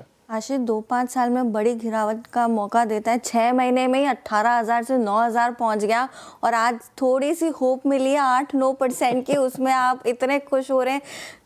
मतलब आपकी खुशी यहाँ पे दिख रही है कि कितना डिक्सन के लिए पॉजिटिव होगा, क्योंकि 2-4-5 साल में नहीं, 6 महीने में ही आपको मौका दे दिया कि आधा हो गया। जिसने 18,000 के लेवल पे लिया था वो शायद थोड़ी हैप्पीनेस होगी। लेकिन अब इसकी प्रॉब्लम क्या है यहाँ पर कि ये डिमांड को लेकर कंसर्न है। जिस हिसाब से फिलहाल जो इन्वायरमेंट बना हुआ है मोबाइल फ़ोन्स को लेकर या वॉल्यूम कंसर्न को लेकर, ये कंपनी स्पेसिफिक नहीं रह गया है, पूरी इंडस्ट्री के लिए एक बड़ा इम्पैक्ट है। और अगर डिमांड को लेकर जब सर्टेनिटी नहीं होती है ना, तो बड़ा इम्पैक्ट स्टॉक पे भी दिखता है, इंडस्ट्री पे भी दिखता है। दिक्कतें कैसे होंगी? थोड़ी देर पहले हम डिस्कस कर रहे थे कि मोबाइल फोन लेने के लिए लाइनें लगती हैं। करेक्ट, वो आईफोन के लिए लगती है, लेकिन जो दूसरे फोन होते हैं ना, या आपने खुद ने कर दिया, जो दूसरे स्मार्टफोन होते हैं, मैं बताता हूँ दिक्कत क्या है, उनमें नहीं लगते। और थोड़े दिन पहले रिपोर्ट आई थी कि इंडिया प्रीमियमाइजेशन पे जा रहा है, आईफोन ज्यादा पसंद करता है, लो बजट के कॉस्ट के फोन अब कम पसंद करता है। नहीं, लो बजट के फोन्स में दिक्कत ये होगी कि जो मेमोरी और रैम प्राइसेस हैं ये सर्च कर गए थे 30 से 40%। कॉस्ट बढ़ गई, कंपनी कॉस्ट बढ़ गई, बराबर है। लेकिन ऐसा नहीं है, कंपनी फोकस कर रही है बैकवर्ड इंटीग्रेशन पर, इस चीज पर फोकस करी है। अभी जो जेवी को मिला है ना अप्रूवल, ये किसके लिए है? ये डिस्प्ले यूनिट्स के लिए, एलईडी डिस्प्ले यूनिट्स के लिए। Again backward integration. अगले 2 क्वार्टर्स में आप देखें ना तो इनकी जो रैम असेंबली यूनिट है उसकी शुरुआत हो जाएगी। पिछले क्वार्टर के नंबर्स देखें तो 27% मोबाइल के क्वार्टर ऑन क्वार्टर सेगमेंट में डिक्लाइन आया था, मार्जिन्स पर इम्पैक्ट आया था और ये ऑलरेडी 3-4% के मार्जिन्स बनाती है कंपनी। कॉन्ट्रैक्ट मैन्युफैक्चरर है, 15% के मार्जिन्स थोड़ी ना करेगा, इसमें तो 2-3-4% मार्जिन बहुत बढ़िया हो गए। तो आप 100 का वैल्यूएशन कैसे दे रहे स्टॉक को? अच्छा हुआ ना 18 से 19 हाई ग्रोथ का सेक्टर है। 10 साल पहले आप सोचे कि भारत में इलेक्ट्रॉनिक की मैन्युफैक्चरिंग होती ही नहीं थी। तो पहले आईफोन जो है बाहर से आते थे, छोटे मोटे चाइनीज फोन ही आते थे भारत में, बाकी की कोई मैन्युफैक्चरिंग नहीं होती थी। इस कंपनी ने एक बड़ी लीप ली है और अब आप देखिए टीवी है, सिक्योरिटी सर्विलेंस कैमरास हैं, वैसे आपकी स्टडी अच्छी है, लेकिन आईफोन 25% ऑलरेडी इंडिया से मैन्युफैक्चर करा है, प्रीमियमाइजेशन पे जा रहा है। ऑलरेडी कंपनी के मोबाइल के सेगमेंट में डेंट आ चुका है, वॉल्यूम में दिक्कतें, 3-4% का मार्जिन बनाता है, 100 से ज्यादा की पीई पे ट्रेड करता था, हालांकि अभी 70 पे आ गया है, लेकिन 3-4% मार्जिन वाले कारोबार को 70 का पीई अभी भी खलता है और यही एक इंपॉर्टेंट रीजन है कि इतना ज्यादा ये स्टॉक टूटा हुआ है। और एक और चीज बता देती हूँ, इसके मार्जिन 3-4% ही रहने वाले। इनफैक्ट ये दूसरे कारोबार भी कर लेगा तो हार्डली कोई मार्जिन इंप्रूवमेंट यहाँ से सर्किट की तरफ बढ़ रहा है स्टॉक। जैसे जैसे आपने लग गया, सर्किट लग गया, मतलब मुझे तो और बोलने की जरूरत ही नहीं है, सर्किट लग चुका है स्टॉक के अंदर। 10% की तेजी देखने को मिल रही है। लेकिन अनुपुर एक चीज पर फोकस करिए कि बहुत ही सनराइज सेक्टर है और सरकार का पूरी तरीके से फोकस रहा है। पहले पीएलआई दी थी, 2027 में खत्म हो जाएगी, राइट, लेकिन फिर से पीएलआई 2.0 की बात कही जा रही है। तो सरकार का प्रोत्साहन पूरी तरीके से मिल रहा है, कंपनी लगातार मैन्युफैक्चरिंग कर रही है, इंटीग्रेशन कर रही है, नंबर्स के हिसाब से देखें तो ग्रोथ आ जाएगी। इसलिए पहले जो कंपनी के मैनेजमेंट है ना 2-4-5 क्वार्टर से ना अपना गाइडेंस भी नहीं दे रही है। पहले गाइडेंस भी देती थी, वो भी बंद हो गया। तो उन्हें भी थोड़ा डाउट है, मार्केट से उन्होंने भी पैसा निकाले, उन्होंने भी थोड़ी अपनी होल्डिंग बेची है। अभी भी अनडिस्प्यूटेड सबसे ज्यादा डाइवर्सिफाइड कॉन्ट्रैक्ट मैन्युफैक्चरर इलेक्ट्रॉनिक्स में। आज तो आप आर्ग्यूमेंट पर आर्ग्यूमेंट दे रहे सर्किट के चलते। हाँ, नहीं देखिए, आपके दोनों के आर्गुमेंट्स वैसे अच्छी हैं, लेकिन अभी तो खैर सर्किट लगा है इसमें। इस आज के दिन वैसे बेयर होने में भी बहादुरी थी, तो नूपुर आपने वो किया, तो पहले तो उसके लिए बधाई आपको। लेकिन देखिए जो बात आप कह रहे हैं ना दोनों, उसमें मैं बताऊँ सारा मामला ये है कि आज जो सुबह नमूरा की रिपोर्ट भी कह रही थी कि क्या इस डील की वजह से मार्जिन पुशअप हो सकता है 50-60 बेसिस पॉइंट, क्योंकि उससे ईपीएस में जो इम्पैक्ट होगा वो काफ़ी ज़्यादा होगा। अगर 3% कंपनी का मार्जिन 4% पे पहुंच जाए तो ईपीएस में 33% की ग्रोथ आती है। जी हाँ, 1% मार्जिन ग्रोथ से EPS में 33% की ग्रोथ, इस तरीके का इम्पैक्ट पॉसिबल होता है। एंड आई थिंक इसमें ज़्यादा बड़ी बात ये होगी कि क्या ये प्रीकर्सर है वीवो वाले जो मामला अटका हुआ है उसके लिए, तो लेट्स सी। और यू नेवर नो, आज नहीं बना रहे हैं आईफोन, आगे जाके शायद आईफोन भी बनाए, यू नेवर नो, कोई उसको मुकाबला नहीं है। लेकिन हाँ, ये भी फैक्ट है कि स्टॉक गिरा है काफ़ी अपने हाई से। और लेकिन मैं इसमें ना इसकी एक स्टोरी जो है ना वो काफ़ी फैसिनेटिंग है। ये तो खैर आज का इसका 5 साल का चार्ट दिखाएंगे एक बार ज़रा डिक्सन टेक का। मेरे ख्याल से अगर आप 5 साल का चार्ट देखेंगे ना तो शायद ये एक मेक इन इंडिया का एक सबसे बड़ा सक्सेस स्टोरीज में से एक है, ये पूरी की पूरी थीम जो है। और ये डेटा में थोड़ा गलत लग रहा है, इसको रिविजिट करेंगे। लेकिन खैर एनीवे, स्टॉक में मूव्स तो पहले शानदार रहे थे। आज तो खैर अभी सर्किट लग चुका है 10% ऊपर। और आज सुबह हमने बात भी की थी वैसे कि आज का हीरो ऑफ द डे हो सकता है डिक्सन टेक। इस पर एक व्यू लेते हैं। मयूरेश जी, आप किस साइड होंगे, बुल साइड पर या बेयर साइड पर? एक तीसरा एनिमल भी है, ऑस्ट्रिच, जो न्यूट्रल कहा जाता है फाइनेंशियल मार्केट में। तो दोनों के आर्ग्यूमेंट्स काफी लाजवाब थे। बट मुझे लगता है आई थिंक जो मार्जिन लीवर्स हैं, and you are absolutely right, ये डील के वजह से अगर मार्जिन लीवर्स में डिक्सन को फायदा होता है तो ईपीएस ग्रोथ तो बहुत जबरदस्त रह सकती है। और कहीं ना कहीं I think companies like Dixon, यानी सारी ईएमएस प्लेयर्स, डिक्सन हुए, एवलॉन हुए, एम्बर हुए, वो अपना ओडीएम कंपोनेंट यानी जो ओरिजिनल डिजाइन मैन्युफैक्चरिंग का कंपोनेंट है इसकी मात्रा बढ़ाना चाहते हैं। और ODM comes with higher margins. So एक लॉजिकल स्ट्रक्चरल आर्ग्यूमेंट यही है कि अगले 3-4 वर्षों में जैसे ओडीएम का शेयर बढ़ेगा, ये जो मार्जिन प्रोफाइल है यहाँ पे बढ़ोतरी देखने जरूर मिलेगी और वो ईपीएस पे रिफ्लेक्ट होगी। तो अगर आपका genuinely structural long term view है, so it make sense for the stock. However valuations अभी भी बहुत महंगे हैं डिक्सन जैसे स्टॉक के।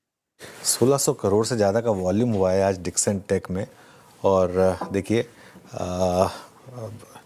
वीरू, सच बताऊं तो मतलब अब मुझे इस चीज़ की खुशी हो रही है कि ये स्टॉक सुबह एक बार लग रहा था कि ऊपर खुलने के बाद थोड़ा नीचे आया, लेकिन उसके बाद देखिए आप, आई थिंक कहीं ना कहीं ये आपको मार्केट का टेक्सचर भी बता रहा है। आज की डेट में मार्केट में कॉन्फिडेंस इतना कम है कि इतनी बड़ी पॉजिटिव खबर पर भी टेक्निकली तो सर्किट सुबह लग जाना चाहिए था जब खबर इतनी स्ट्रांग थी, इतनी पॉजिटिव थी। लेकिन मार्केट ने आपको मौका दिया पूरा 2-3 घंटा, 2-3 घंटे तक स्टॉक 3% 4% ही ऊपर था और उसके बाद अब सर्किट लगा। लेकिन अच्छी बात है आई थिंक, और 10% भी अब सेलिंग नहीं आ रही है अभी, सबसे इंपॉर्टेंट चीज़ ये है। तो लेट्स सी कि चार्टिकली ये कहाँ तक और आगे जा सकता है। गाबा सर, चार्ट क्या कह रहे हैं इसके डिक्सन टेक के? गिरा तो काफ़ी था इससे पहले। देख, चार्ट में 10% सर्किट में है तो स्ट्रॉन्ग, और जो बेस बना हुआ, बेस के बाद ब्रेकअवे क्या आता है, मेरे ख्याल से कल एक अपमूव मिलना चाहिए यहाँ पर। तो अगर आज मौका मिलता है तो खरीद के ले आ सकते हैं बीटीएससी के तौर पर भी। स्टॉप लगाना पड़ेगा 10,500 का, लेकिन यस, एक अपमूव मिलना चाहिए कल डिक्सन स्ट्रॉन्ग। चलिए, डिक्सन आपके स्क्रीन पे, और याद रखिएगा जो वॉल्यूम्स हैं आज के, मेरे ख्याल से जब तक हम क्लोजिंग करेंगे 3:30 तक, मेरे ख्याल से ये एटलीस्ट फरवरी 2 के बाद अब तक के सबसे हाईएस्ट वॉल्यूम होंगे। और मोस्ट स्पेशली 20 डे के ऊपर शायद ये क्लोज आए, अगर इस प्राइस के ऊपर क्लोज होता है तो। लेकिन बात करते हैं उन आंकड़ों की जो एमफी के आंकड़े आज 12 बजे रिलीज हुए। प्रथम दृष्टांत हम भी देख के चौंक गए, और मेरे ख्याल से 25,900 करोड़ रुपए का इनफ्लो, और month on month substantial hike. और गोल्ड और सिल्वर से आशीष, क्या लोगों का मोह भंग हुआ? समझाएंगे आंकड़ों से आशीष। हाँ, 1 महीने का होगा तो शायद हाँ, लेकिन बताता हूं डेटा पूरा बहुत इंपॉर्टेंट है आजकल इन्वेस्टर सेंटिमेंट समझने के लिए। पहले तो जिस मंथ का डेटा एमफी ने सामने रखा है उस मंथ की बाजार की चाल आपकी स्क्रीन पर रख देता हूं। अच्छा जा रहा था, सेकेंड हाफ में मामला पस पड़ना शुरू हुआ क्योंकि वो जियोपॉलिटिकल कंसर्न्स उभरने लगे थे। इस बीच पिछले जनवरी डेटा में 3 क्रिटिकल हाइलाइट्स थी। उसके बाद मैं आज की इस बार की पिक्चर पेंट करता हूं। आपने जैसे मेंशन करा, गोल्ड ईटीएफ, इतना पैसा आ रहा था कि इक्विटी को पछाड़ दिया था। म्यूचुअल फंड एसआईपीज में हमने देखा था वो 30,000 करोड़ रुपए, 31,000 करोड़ रुपए पे जस का तस स्टिकीनेस नजर आ रही थी, बढ़िया आंकड़ा था, रिकॉर्ड हाइस पे। और तीसरी बात थी कि लार्ज कैप्स में पैसा जा रहा था, मिड और स्मॉल कैप से निकल रहा था। अब आइए इस बार का डेटा जो सामने आया है, एसआईपी इनफ्लोज, हमेशा कहता हूं गोल्ड स्टैंडर्ड, ये मामला थोड़ा सा गड़बड़ा है। 2 बार प्रिसाइसली 31,000 करोड़ रुपए रहने के बाद 30,000 करोड़ रुपए के नीचे स्लिप होता हुआ नजर आएगा आपको। 0.25% के आसपास का मंथ ऑन मंथ दबाव देखने को मिला है। लेकिन इक्विटी इनफ्लोज जो हैं लास्ट मंथ जनवरी में एक डिप आया था, उससे वापस उभरते हुए 8% मंथ ऑन मंथ का आपको जंप देखने को मिलेगा। ये इक्विटी इनफ्लोज हो गए। दूसरी बात थी इंपॉर्टेंट, गोल्ड ईटीएफ्स के इनफ्लोज। दिसंबर और दिसंबर के ऊपर जनवरी 2 गजब के महीने गए। ये तो वो समय था जब हम उसको पछाड़ गए थे पिछले महीने को, इक्विटी फ्लोज को। वहां से 78% का डिक्लाइन आया है और अब हम पुराने रन रेट की तरफ वापस आ गए 2 मंथ्स ऑफ उफान के बाद। तो ऐसे ही रख देता हूं पिक्चर। पिछले महीने की हाईलाइट जो थी, हर जगह जहां छप रही थी, सीएनबीसी आवाज ने सबसे पहले हाईलाइट करी थी आपको, इक्विटीज से ज्यादा इन्फ्लोज गोल्ड ईटीएफ पे आए थे। वो ट्रेंड पूरी तरह से वापस रिवर्स कर गया है। ये हाईलाइट थी इस बार के नंबर्स की। नेट एसेट अंडर मैनेजमेंट बढ़ता चले जा रहा है लास्ट 2 महीनों से, और इस बार 1.25% का और जंप है 82 लाख करोड़ रुपीस के एयूएम से इंडस्ट्री के पास। और फाइनली ब्रेकअप दे देता हूं, लार्ज कैप्स का मोमेंटम इंटैक्ट है। हां, मंथ ऑन मंथ 5% के आसपास का इजाफा है। पिछली बार भी बहुत स्ट्रॉन्ग अप मूव्स थे। सबसे इंपॉर्टेंट, पिछली बार मिड कैप्स और स्मॉल कैप्स से 23% एयूएम फ्लोज रिड्यूस हुए थे। इस बार देखिए मिड कैप में वापस 26% का जंप है मंथ ऑन मंथ, और स्मॉल कैप में 32% का उछाल देखने को मिल रहा है। सिंपली पुट, वो गोल्ड का रश पिछले 2 महीनों का सिग्निफिकेंटली कूल ऑफ हो रहा है। कह सकते हो आप रिटेल इन्वेस्टर्स का ने वापस इक्विटीज का फरवरी में दरवाजा खटखटाया। बिल्कुल दरवाज़ा खटखटाया। अब देखते हैं कि उन्हें रिवॉर्ड मिलेगा या नहीं क्योंकि इसके बाद दिक्कत काफ़ी आई मार्च में। चलिए खैर, अब आगे बढ़ते हैं। और एक्चुअली एक ब्रेक का समय हो रहा है, लेकिन मीन वाइल डिक्सन देखिए आप, जिस तरीके के समीकरण बैठ रहे हैं, क्योंकि देखिए स्पॉट और फ्यूचर में सर्किट लगा हुआ है, लेकिन कॉल ऑप्शंस अभी भी ट्रेड कर रहे हैं। और अगर आपको पार्टिसिपेट करना है तो वो एक तरीका हो सकता है, लेकिन ऑब्वियसली उसमें एक बड़ा सर्ज आ रहा है। मैं कॉल्स देख रहा था, सबकी सब सर्च कर रही हैं। 3 गुना हुई हैं आज डिक्सन की कॉल्स। इस तरीके का मूव आया है। ब्रेक के बाद क्वेस्ट इन्वेस्टमेंट मैनेजर्स के सीआई और पोर्टफोलियो मैनेजर राकेश व्यास जुड़ेंगे हमारे साथ।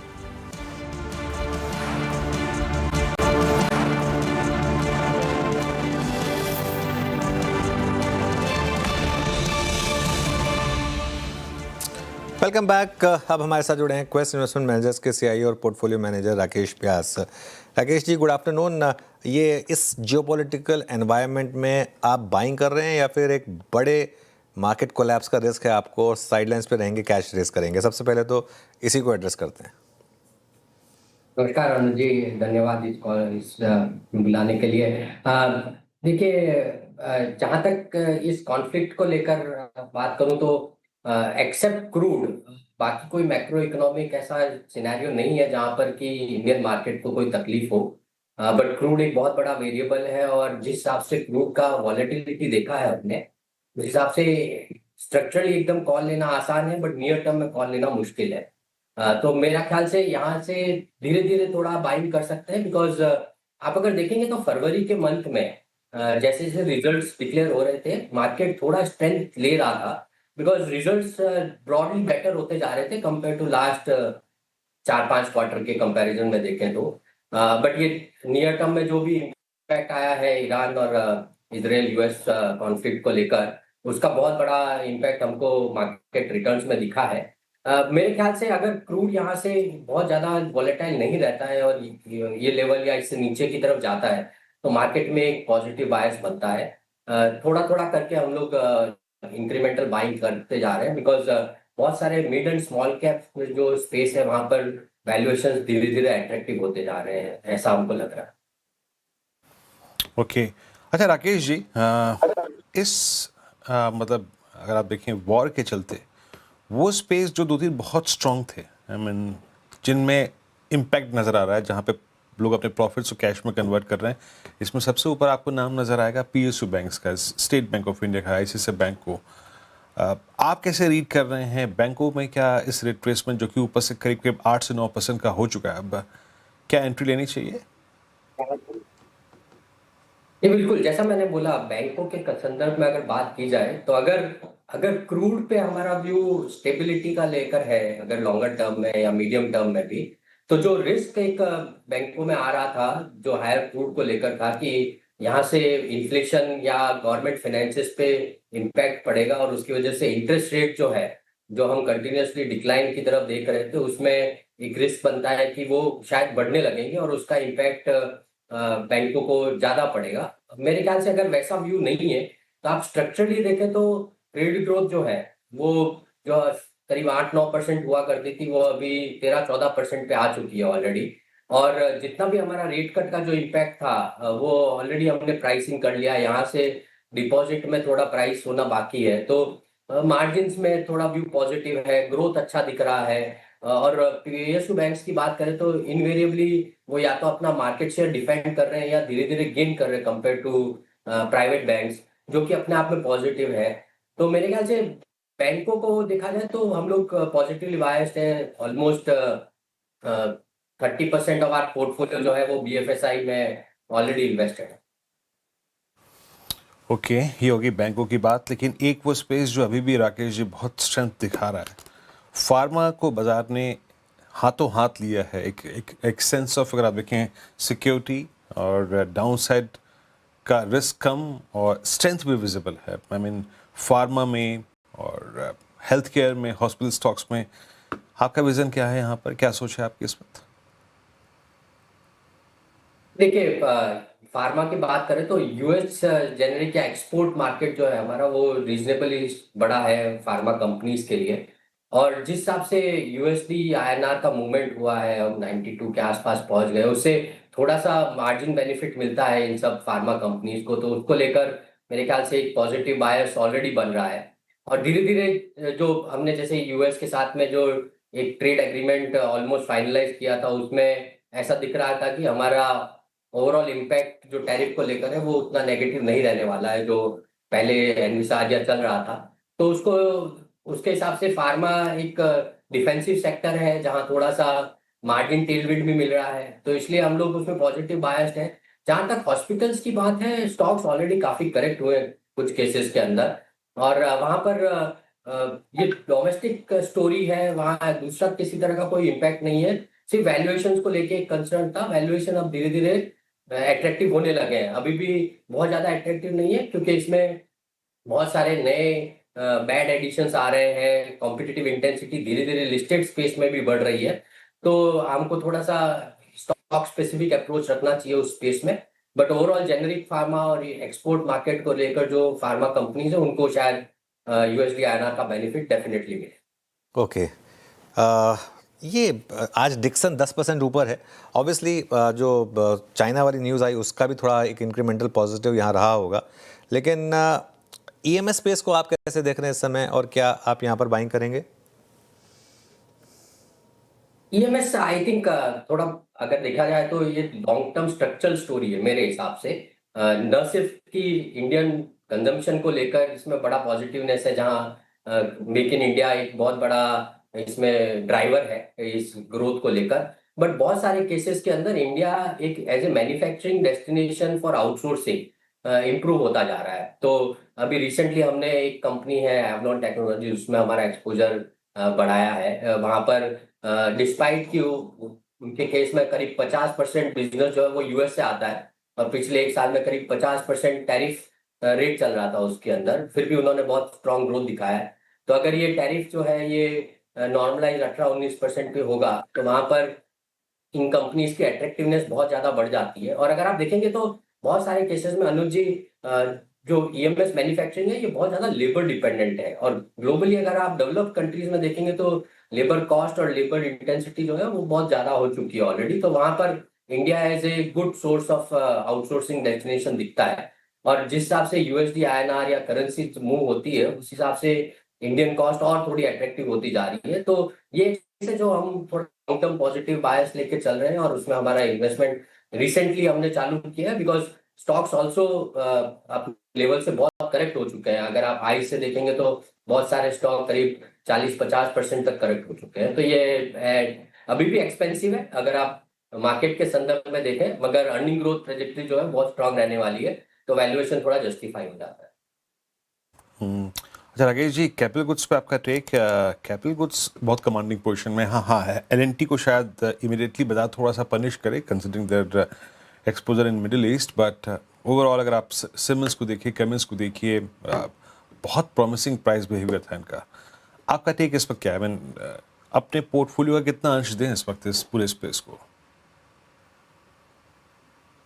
हम लोग काफी टाइम से कैप गुड्स में अगर आप देखेंगे तो पावर या पावर ट्रांसमिशन रिलेटेड स्पेस को लेकर पॉजिटिव ऑलरेडी थे, बिकॉज वो एक अच्छा स्ट्रक्चरल स्टोरी लग रहा है हमको, न सिर्फ इंडिया में बट ग्लोबली। तो ऑब्वियसली जैसे आपने बोला है कि कुछ हद तक मिडिल ईस्ट एक्सपोजर जिन जिन कंपनीज का, उसमें शायद थोड़ा सा एग्जीक्यूशन को लेकर एक रिस्क दिखेगा नियर टर्म के अंदर, बट ये स्पेस अभी भी हमको काफी पॉजिटिव लगता है। Companies like Siemens energy, Hitachi energy, Techno Electric, Kalpataru projects, ये सारे हमारे ऑलरेडी एक्सपोजर है इन कंपनीज में। और मुझे लगता है कि ये एक ऐसा स्पेस है जहां पर इंक्रीमेंटली, जैसा आप अभी हम बात कर रहे थे ईएमएस एज ए स्पेस को लेकर, जहां लॉन्ग टर्म स्ट्रक्चरल स्टोरी हमको लगती है, तो ये मैन्युफैक्चरिंग एज ए थीम जो है ये इंडिया में धीरे धीरे कैचअप होगा। तो capital goods as a space जो है वो उसी संदर्भ में एक डेरिवेटिव है खेलने के लिए, तो उस पर हमको पॉजिटिवनेस ठीक लगती है। हमारा एक्सपोजर ऑलरेडी इसमें काफी है। मुझे लगता है 15% of portfolio number two look है। ये मेरा पर्सनल रहा है, ये रिकमेंडेशन है। ओके, चलिए राकेश जी, बहुत बहुत शुक्रिया आप इस कार्यक्रम में शामिल हुए। सभी सेक्टर्स पे और अपने पोर्टफोलियो में कितना अंश देना चाहिए इसको लेकर आपने खुल के टिप्पणी करी, बहुत बहुत शुक्रिया सर। चलिए अब क्लोज की तरफ बढ़ते हैं। इट्स 24269 क्लोजिंग पर हम ये वो प्राइस देख रहे हैं जो फर्स्ट टिक का प्राइस था, मोर और लेस। अनुज, ये क्लोजिंग कैसी लगी? आज का संघर्ष कुछ हद तक अगर आप देखें तो अंतिम दौर तक कायम रहा, लेकिन वो शुरुआती टिक्स के प्राइस निफ्टी पे कायम रहे। आज की रीडिंग, कल का व्यू। बिल्कुल, देखिए आज की क्लोज अच्छी है और ऐसा मार्केट को ऐसे 3-4 दिन लगेंगे कॉन्फिडेंस बिल्ड करने के लिए, लेकिन टेम्पटेशन होगी आपकी लॉन्ग पोजीशन कैरी करने की, तो मत करें। कर रहे हैं तो हेज ले लें। आज थोड़े से वॉलेटिलिटी नीचे आई है तो थोड़े से आपके ऑप्शंस फिर भी थोड़े से नीचे आए होंगे, तो नेकेड पोजीशन ना कैरी करें। अगर आप लॉन्ग कैरी करना चाहते हैं तो, क्योंकि आज विक्स कोलैप्स हुआ है 20%, थोड़े आपको पुट्स मिल जाएंगे सस्ते रेट के, तो थोड़ा सा चाहें तो वो आप हेज कर लें। 3-4 दिन ऐसे ज़रूरत होगी थोड़े से कॉन्फिडेंस बनाने की। दिक्कत पता है क्या है? दिक्कत मेरी ये है कि रात को क्या डेवलपमेंट होगी, डोनाल्ड ट्रंप की तरफ से क्या बयान आएगा, क्या नहीं आएगा, कुछ नहीं कह सकते। क्रूड इस समय अभी 90 पर स्टेबल हो गया है। ओवरनाइट अगर वापस 100 चला गया या बड़ा मूव आ गया तो क्या करें? तो इसके लिए ये रिस्क हमेशा रहेगा। और मार्केट आपको दे रहा है, मौके दे रहा है इंटरडे में ठीक ठाक ट्रेड लेने के लिए, गैप अप हो या गैप डाउन हो, उसके बाद भी किसी तरीके की गैम्बलिंग ना करें। स्टॉक स्पेसिफिक अच्छे मूव्स हैं। आप देखिए स्टॉक स्पेसिफिक, आज सबसे बड़ा एग्जांपल तो डिक्सन ही है। अब 11% ऊपर हो गया, 11% सोचिए। और इंट्राडे में मेरे ख्याल से 5-6% का मूव आया है। तो ठीक है, इस तरीके के मौके ढूंढें, वो बेटर रहेगा। आप नूपुर के पास चलते हैं डीलिंग रूम चेक के लिए। नूपुर, कौन से स्टॉक्स पर डीलर्स फोकस कर रहे हैं? सर बिल्कुल, सबसे पहले तो शॉर्ट सेलिंग की तरफ फोकस है। स्विगी पर यहाँ पे फ्रेश शॉर्ट्स जो है वो बनते हुए नजर आ रहे हैं, और डीलिंग डेस्क पे यहाँ पे जो है बिकवाली की राय आती हुई नजर आ रही है। तो ये स्टॉक आज फोकस में हो सकता है। यहाँ पे कोई बड़ा प्लेयर अपना क्विक कॉमर्स का बिजनेस जो है वो एक्सपैंड करता हुआ दिखे तो हो सकता है इसके लिए नेगेटिव हो, जिसकी वजह से डीलर्स की तरफ से स्विगी में आज बिकवाली की राय। बाइंग में फाइनेंशियल सेक्टर पूरा आज फोकस में बना हुआ है डीलिंग डेस्क पे, लेकिन इन पर्टिकुलर फाइनेंशियल सेक्टर में एक स्टॉक है जहां पे फोकस है, वो है श्रीराम फाइनेंस। यहाँ पे अच्छी बाइंग हो रही है, अच्छा 2-3 दिन से यहाँ पे लगातार बाइंग होती हुई नजर आ रही है, इंस्टीट्यूशनल बाइंग नजर आ रही है। हो सकता है यहाँ पे कोई एक पॉजिटिव खबर आती हुई दिखे, जिसके चलते स्टॉक फोकस में जो डील हुई थी मफ की वो 20% की थी, उससे रिलेटेड कुछ खबर आने की उम्मीद से आज ये डीलर्स के रडार पे बना हुआ है। चलिए, तो स्विगी शॉर्ट साइड पर, श्रीराम फाइनेंस लॉन्ग साइड पर, ये हो गए dealing room advice bureau. BTSC शुरू करें? बिल्कुल, आज बीटीएससी ट्रेड शुरू करते हैं। मानस, बताइए वेडनेसडे मॉर्निंग के लिए क्या कैरी करेंगे आप? तो देखिए, पीएफसी को लेके जाएंगे। पीएफसी ने अपने 200 मूविंग एवरेज के आसपास सपोर्ट लिया था और आज रिकवरी में 10 and 20 मूविंग एवरेज को रीगेन कर लिया। तो इसके फ्यूचर में खरीदारी करेंगे। 410 के आसपास के प्राइस चल रहे हैं। आपके स्टॉप लॉस 404 के रहेंगे और टारगेट रहेंगे 420 रुपए के। ओके, रचना जी आप बताइए, आप क्या ट्रेड कैरी करेंगी? जी, मेरी तरफ से यूपीएल रहेगा, जिसके फ्यूचर्स को हम लॉन्ग करेंगे, जो कि 631 पे ट्रेड कर रहा है। हम इसमें एसएल लगाएंगे 626 पे, एंड अपसाइड पे हमारा टारगेट होगा 645 तक का। एज अ डिस्क्लोजर ही मेरे क्लाइंट्स के पास हो सकता है। ओके, कविता जी आपका ट्रेड? सो वीरेन जी, मानती एक अच्छी क्लोजिंग दे रहा है, अपने दिन के हाइस के ऊपर क्लोज होते हुए दिख रहा है और मुझे लगता है अंटिल काउंटर 13,700 के ऊपर मेंटेन है. So it can be the risky trade. Those who can take delivery should take at 13,856. Upside momentum gap fill होते हुए दिखना चाहिए. 14,100 14,200 तक के प्राइस मूव बनते हुए दिखने चाहिए एज वीटीएस. गावा सर, आप बताइए, आप क्या ट्रेड कैरी करेंगे? मेरा ध्यान है एबीबी पर. एबीबी ट्रेड करें 6220 पर. स्टॉप लगाएंगे 6,200 का, 20 रुपए का. टारगेट 6,300. तो 1:4 बन जाता है. Yes, ABB. बासठ सुबह पे क्या शानदार क्लोजिंग एबीबी की. और श्रीकांत, आपका ट्रेड वेडनेसडे मॉर्निंग के लिए? यहाँ पे मुझे लग रहा है कि बंधन बैंक को खरीदना चाहिए. 182 183 के करीब ट्रेड कर रहा है. एक कंटिन्यूएशन पैटर्न बना रहा है. कंसोलिडेशन हो चुका है. यहाँ से तेजी बनती है तो ये स्टॉक वापस से एक बार 190 तक के लेवल्स दिखा सकता है. तो 190 के टारगेट्स के लिए 182 183 में इसे खरीदे और स्टॉप लॉस यहाँ पे रखे 180 रुपए का. ओके, अमित जी बताइए, आपका ट्रेड क्या रहेगा आज कल के लिए? जी अनु जी, मैं बीएल भारत इलेक्ट्रॉनिक लेके जाऊंगा. यहाँ पे एक अच्छी स्ट्रॉन्ग रिकवरी देखी है नीचे के लेवल से. स्टॉक आज की कैंडल में एक अच्छी खासी लोअर शैडो है, तो इसे बाय करना 459 का स्टॉप लॉस रहेगा और टारगेट्स रहेंगे 473 के. ओके, चलिए अब चलते हैं वीरू के पास मार्केट ब्रेथ के लिए. वीरू, आज तो अच्छी रही होगी मार्केट ब्रेथ. बिल्कुल अनुज, कल की तुलना में जहां लगभग 150 शॉर्ट थे, आज बहुत ही देखें तो, और इनफैक्ट शॉर्ट थे आज. ये ब्रेथ आपको फिर भी अच्छी लगेगी. लॉन्ग शॉर्ट लॉन्ग उतने ही ऑलमोस्ट. तो एक बाजार ने सब्सटेंशियल जर्नी तय करी है कल के लो से इस प्राइस तक. कल के लो से हम अब करीब 600 अंक ऊपर है. लॉन्ग 140, लॉन्ग शॉर्ट कवर 46 में, शॉर्ट लगभग 21 में, और प्रॉफिट्स को कैश में कन्वर्ट की टेंडेंसी ना के बराबर थी. That's good. डिक्सन आज का स्टॉक ऑफ द डे. आज सुबह बात हुई थी, क्लियर विजन दिया गया था आपको डिक्सन में. लुक एट डिक्सन नाउ, 11.5% ऊपर, loaded with long. Shriram finance, Glenmark pharma, PFC, PG Electroplast, सब में लॉन्ग्स ऐड हुए. और सेकंड स्लाइड आएगी शॉर्ट कवरिंग की. इसमें सबसे ऊपर था सुज़लॉन. बहुत दिनों बाद अगर आप देखें इस स्टॉक में शॉर्ट कवरिंग के चलते एक मूव आया. भारत डायनामिक्स पुल बैक, हुडको, केन्स, टीवीएस मोटर्स ने अगर आप देखें क्यूट स्ट्रेंथ दिखाई पूरे के पूरे इस ऑटो स्पेस में. बाकी अगर आप देखें शॉर्ट कहाँ पे था, शॉर्ट के क्रम में ऊपर था पॉलीकैप. मैंने कहा था ना कुछ देर पहले, कोलैप्स था इस सेगमेंट में, वायर सेगमेंट में पॉलीकैप के. इंडस्ट्रीज कोफोज में कोलैप्स था. ये रचना जी की सुबह सेल कॉल थी. Swiggy solar industries, defence space में सोलार आज थोड़ा सा पिक हुआ. ये बैकफुट पे आया. और बाकी अगर आप देखें लॉन्ग अनवाइंडिंग के स्टैट्स नहीं है क्योंकि वो है ही नहीं. बट हम एक अच्छे क्लोज की तरफ बढ़ रहे हैं. और एक दो स्टॉक्स और देख लेते हैं जो मतलब क्लोजिंग में वाकई इंप्रेस कर रहे हैं. एक बार लेके आइए जरा प्लीज़ आप पावर फाइनेंस कॉर्पोरेशन. ये एक शानदार क्लोज की तरफ बढ़ता हुआ. और आपकी रेटिंग क्या कहती है इस पे कविता जी? पीएफसी 410 411. हालांकि इसको अभी बहुत बड़ा सप्लाई जोन पार करना है मेरे ख्याल से, फ्रॉम आई थिंक 410 टू 425. पूरा का पूरा अगर आप देखें सप्लाई जोन ही है. आपका टेक क्या कहता है इस स्टॉक पे? you're very correct. 420 425 का ये सप्लाई जोन वंस क्रॉस होगा तब 440 तक के मूव बनते हुए दिख सकते हैं. लेकिन दोज हु हैव पोजीशन वो कैरी कर सकते हैं with the stop loss until 400 के ऊपर मेंटेन है. पॉसिबल मूव देखते हैं 425 एज ऑफ नाउ. वंस वो क्रॉस करता है तो 440 तक के मूव एक्सटेंड हो सकते हैं. ओके, मीनवाइल एक बार जरा आप लेकर आइए डाउ फ्यूचर्स और क्रूड वापस 90 के नीचे आ रहा है. 89.95 मेरी स्क्रीन पर इस समय ब्रेंट क्रूड का भाव है. ये देखिए 89.98 इस समय, और फिर 90 के नीचे. तो ये एक पॉजिटिव खबर मार्केट के लिए. और एक बार यूएस फ्यूचर्स और दिखा दीजिए. सुबह यूएस फ्यूचर्स काफ़ी नीचे थे, अब देखिए यूएस फ्यूचर्स भी ग्रीन में हैं. तो एक सेंस तो बन रही है वीरू, एक सेंस तो बन रही है कि अनलेस इवनिंग में डोनाल्ड ट्रंप कुछ और उल्टा ना बोल दें तो कल ये रैली शायद एटलीस्ट शुरुआत में तो कंटिन्यू करनी चाहिए. आज तो एक्सपायरी थी और 24,300 पर काफ़ी कॉल राइटिंग थी. आज सुबह हमने डिस्कस भी किया था कि 24,300 से 350 में बहुत बड़ी स्टिफ रेजिस्टेंस है क्योंकि कॉल राइटर सबसे ज़्यादा वहीं बैठे हैं. तो इसके लिए आज इसमें थोड़ा सा इम्पैक्ट ये भी था क्योंकि अगर आप निफ्टी वर्सेस बैंक निफ्टी देखेंगे ना, आज बैंक निफ्टी करीब 2.25% ऊपर था और ऑलमोस्ट डे हाई पर बंद हो रहा है बैंक निफ्टी. तो ये कहीं ना कहीं निफ्टी में थोड़ा एक्सपायरी का फैक्टर भी प्ले आउट हो गया.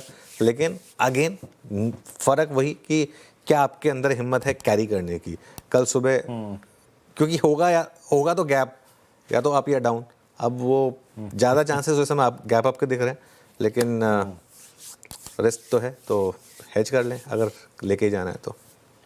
बाकी अगर रिस्क लेना है तो आप अगर दिल की सुन सकते हैं, ट्रम्प साहब की तो बात अलग है ना। अच्छा, कल का निफ्टी का हाई आज का निफ्टी का लो रहा। इंटरेस्टिंगली आप देखें, कल करीब वो था 24,078, आज का लो लगभग वही रहा। तो एक अच्छे क्लोज की तरफ हम बढ़ते हुए, bank Nifty close to 57,000, not exactly towards 200 EMA but still. और जो अनुज बात कर रहे थे कि क्रूड में एक रिट्रेसमेंट है, क्रूड लगभग 89.78 क्लोजिंग के वक्त थोड़ा सा ये इंप्रेस कर रहा है। मैं एक दो स्टॉक्स और जोड़ देता हूँ, उसके बाद हम क्लोजिंग की तरफ बढ़ेंगे। ऑटो में क्या आज रिवर्सल देखे गया? देखिए, मारुति ने रिवर्सल दिया, टीवीएस मोटर्स ने रिवर्सल दिया, एक रिवर्सल और आया बहुत ही बड़े मीनिंगफुल पॉइंट से। रचना जी, जरा एक बार देखिएगा आप आयशर मोटर्स को। हालांकि मैं एक एक करके सारे ऑटो ले सकता हूँ यहाँ पे, बट आयशर का को 100 EMA पे पिक करना, अब हिस्टोरिकली इस स्टॉक की इस एवरेज से बहुत बड़ा स्ट्रॉन्ग कोरिलेशन है। क्या ये एक अच्छा ट्रेड हो सकता है, रिवर्सल खेलना आयशर में? जी, ये जरूर हो सकता है एक अच्छा ट्रेड, और यहाँ पे वीकली चार्ट पे भी अच्छा सपोर्ट है। और आज auto sector and overall market जिस हिसाब से लास्ट आवर की क्लोजिंग दे रहे, तो इतना तो लग रहा है कि कल शायद फर्स्ट आवर में तो कुछ पॉजिटिविटी बरकरार रह सकती है। तो even if you are extreme short term player, तो भी यहाँ पे एक स्विंग बन सकता है पूरे ऑटो सेक्टर में एंड इन दिस वन। और इस काउंटर को ये 7660 तक अपसाइड पे लेके जा सकता है कल फर्स्ट आवर तक। आयशर मोटर्स अच्छा करता हुआ। और एक बार एक्टर साहब धीरे धीरे सारे ना आप स्टॉक्स डिफेंस की भी घुमाइए, BEL, HAL, Bharat Dynamics and more specially that Mazagon dock. Shrikant, Mazagon dock के आप पिछले 3 दिन के वॉल्यूम्स को देखिए। मैं इजीली कह सकता हूँ, पोस्ट जून ये 3 दिन का 4 दिन का वॉल्यूम सबसे स्ट्रॉन्गेस्ट वॉल्यूम डे है, डेज है इनफैक्ट। हालांकि इसको अभी पार करना है। 2600 एक बहुत महत्वपूर्ण लेवल है, 2500 एक बहुत महत्वपूर्ण लेवल है जहाँ पे 2 बड़े एवरेजेस अलाइन हैं। बट इस वॉल्यूम का आफ्टर इफेक्ट आपको क्या नजर आ रहा है, जिस प्रकार से इस रेंज में ये वॉल्यूम्स अपीयर हुए हैं?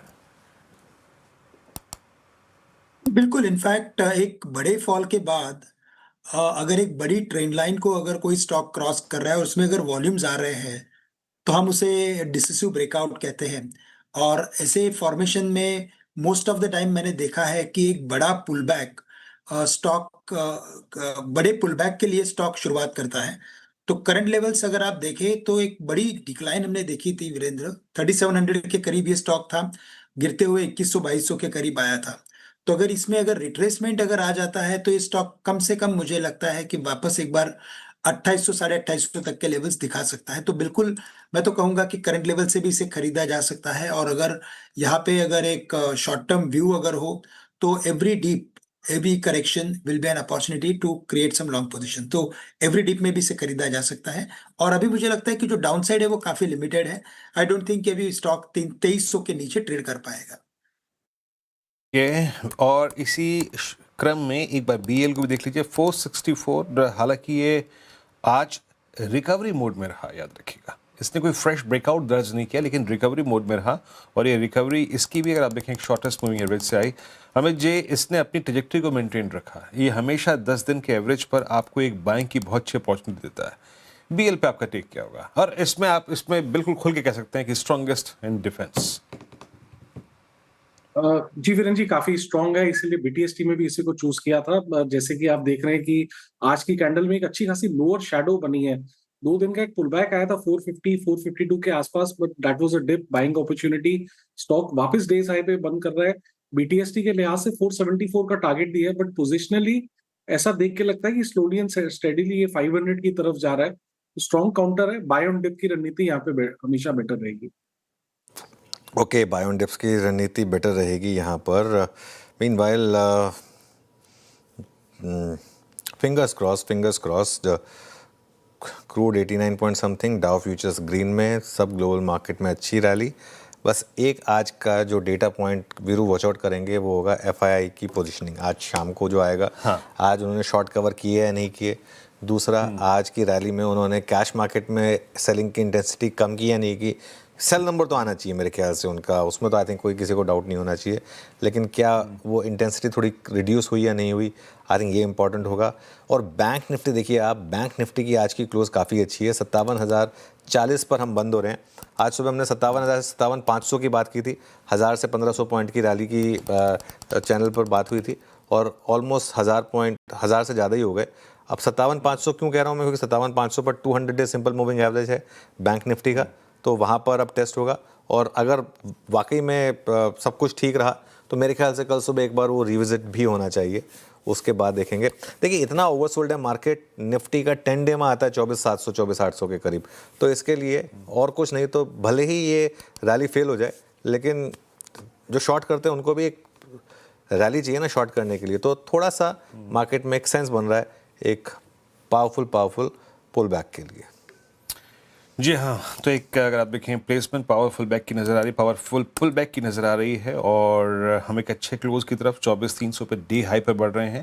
हालांकि याद रखिएगा जो आखिरी कुछ टिक्स क्रूड के थे उससे बाजार अगर आप देखें काफ़ी प्रसन्न मुद्रा में रहा और टुवर्ड्स क्लोज हम अच्छा करते हुए। अच्छा एक चीज़ और दिखाई है, यूएसएल को हम भूल गए जनाब, यूएसएल का जिक्र मैंने 2 बजे किया था अपनी कमेंट्री में और USL is closing a day high 1412, गजब मूव देके जा रहा है ये स्टॉक। इसका एक बार अगर आप देखें चार्ट चेक ले लेते हैं। हाँ, कविता जी से बात नहीं करेंगे, इस पर छोड़िए, रचना जी से ही बात कर लेते हैं। रचना जी 1410 पे बहुत संक्षेप में आपका व्यू क्या होगा यूएसएल पे? बाद में ये भी पूछूंगी कि क्यों मुझे चूज करा, बट एनी व्हिच वेज मैं बता दूंगा, आपको चिंता मत करिए। यहाँ पे अच्छा खासा मूव है और थोड़ा इसमें और फॉलो थ्रू मिल सकता है। ये काउंटर 1440 के आसपास जब पहुंचेगा तब रेजिस्टेंस आएगा, तो यहाँ से 30-40 रुपीस के फर्दर अपस्विंग के लिए इसको फर्दर प्ले करा जा सकता है। ओके, यूएसएल 1410 पे एक अच्छे क्लोज की तरफ बढ़ता हुआ और अगर आप देखें डिक्सन 12.25% के मूव के साथ स्टॉक ऑफ द डे, और मेरे ख्याल से डिक्सन का ये वॉल्यूम जो है वो कल इनफैक्ट बात भी करेंगे उसकी, मेरे ख्याल से रिसेंट हिस्ट्री का सबसे highest volume day 12%। Anuj over to you and मैं खैर बेस्ट ऑफ लक, अभी तो नहीं, सुबह के लिए बचा के रखता हूँ, बट स्टिल अच्छे क्लोज की तरफ बढ़ते हुए। नहीं, अच्छे क्लोज की तरफ बढ़ रहे हैं और आज काफ़ी टफ मार्केट में क्लोज अच्छा हुआ। और अच्छी बात ये रही कि आज जो देखिए पर्सपेक्टिव रहा हमारा वो ठीक रहा मार्केट पर, निफ्टी हो चाहे बैंक निफ्टी हो चाहे बिग स्टॉक्स हों, तो थोड़ा सा उस चीज़ की भी थोड़ी सी आज खुशी है। तो क्लोजिंग अच्छी रही, निफ्टी पर करीब 250 पॉइंट्स के गेंस के साथ 24,300 के करीब, बैंक निफ्टी पर 1000 पॉइंट 57,000 के ऊपर। हालांकि क्लोज एडजस्टेड क्लोज हो सकता है 57,000 के आसपास ही रहे। सिर्फ एक निफ्टी आईटी है जिसने आज कंट्रीब्यूट नहीं किया और उस वजह से निफ्टी पर थोड़ा प्रेशर रहा, 120 पॉइंट नीचे था। मिड कैप इंडेक्स करीब 2% ऊपर था, स्मॉल कैप 2.25% ऊपर था और एडवांस डिक्लाइन देखिए आप ऑलमोस्ट 4:1 के करीब का एक अच्छा एडवांस डिक्लाइन आज आपको ट्रेड में देखने को मिला।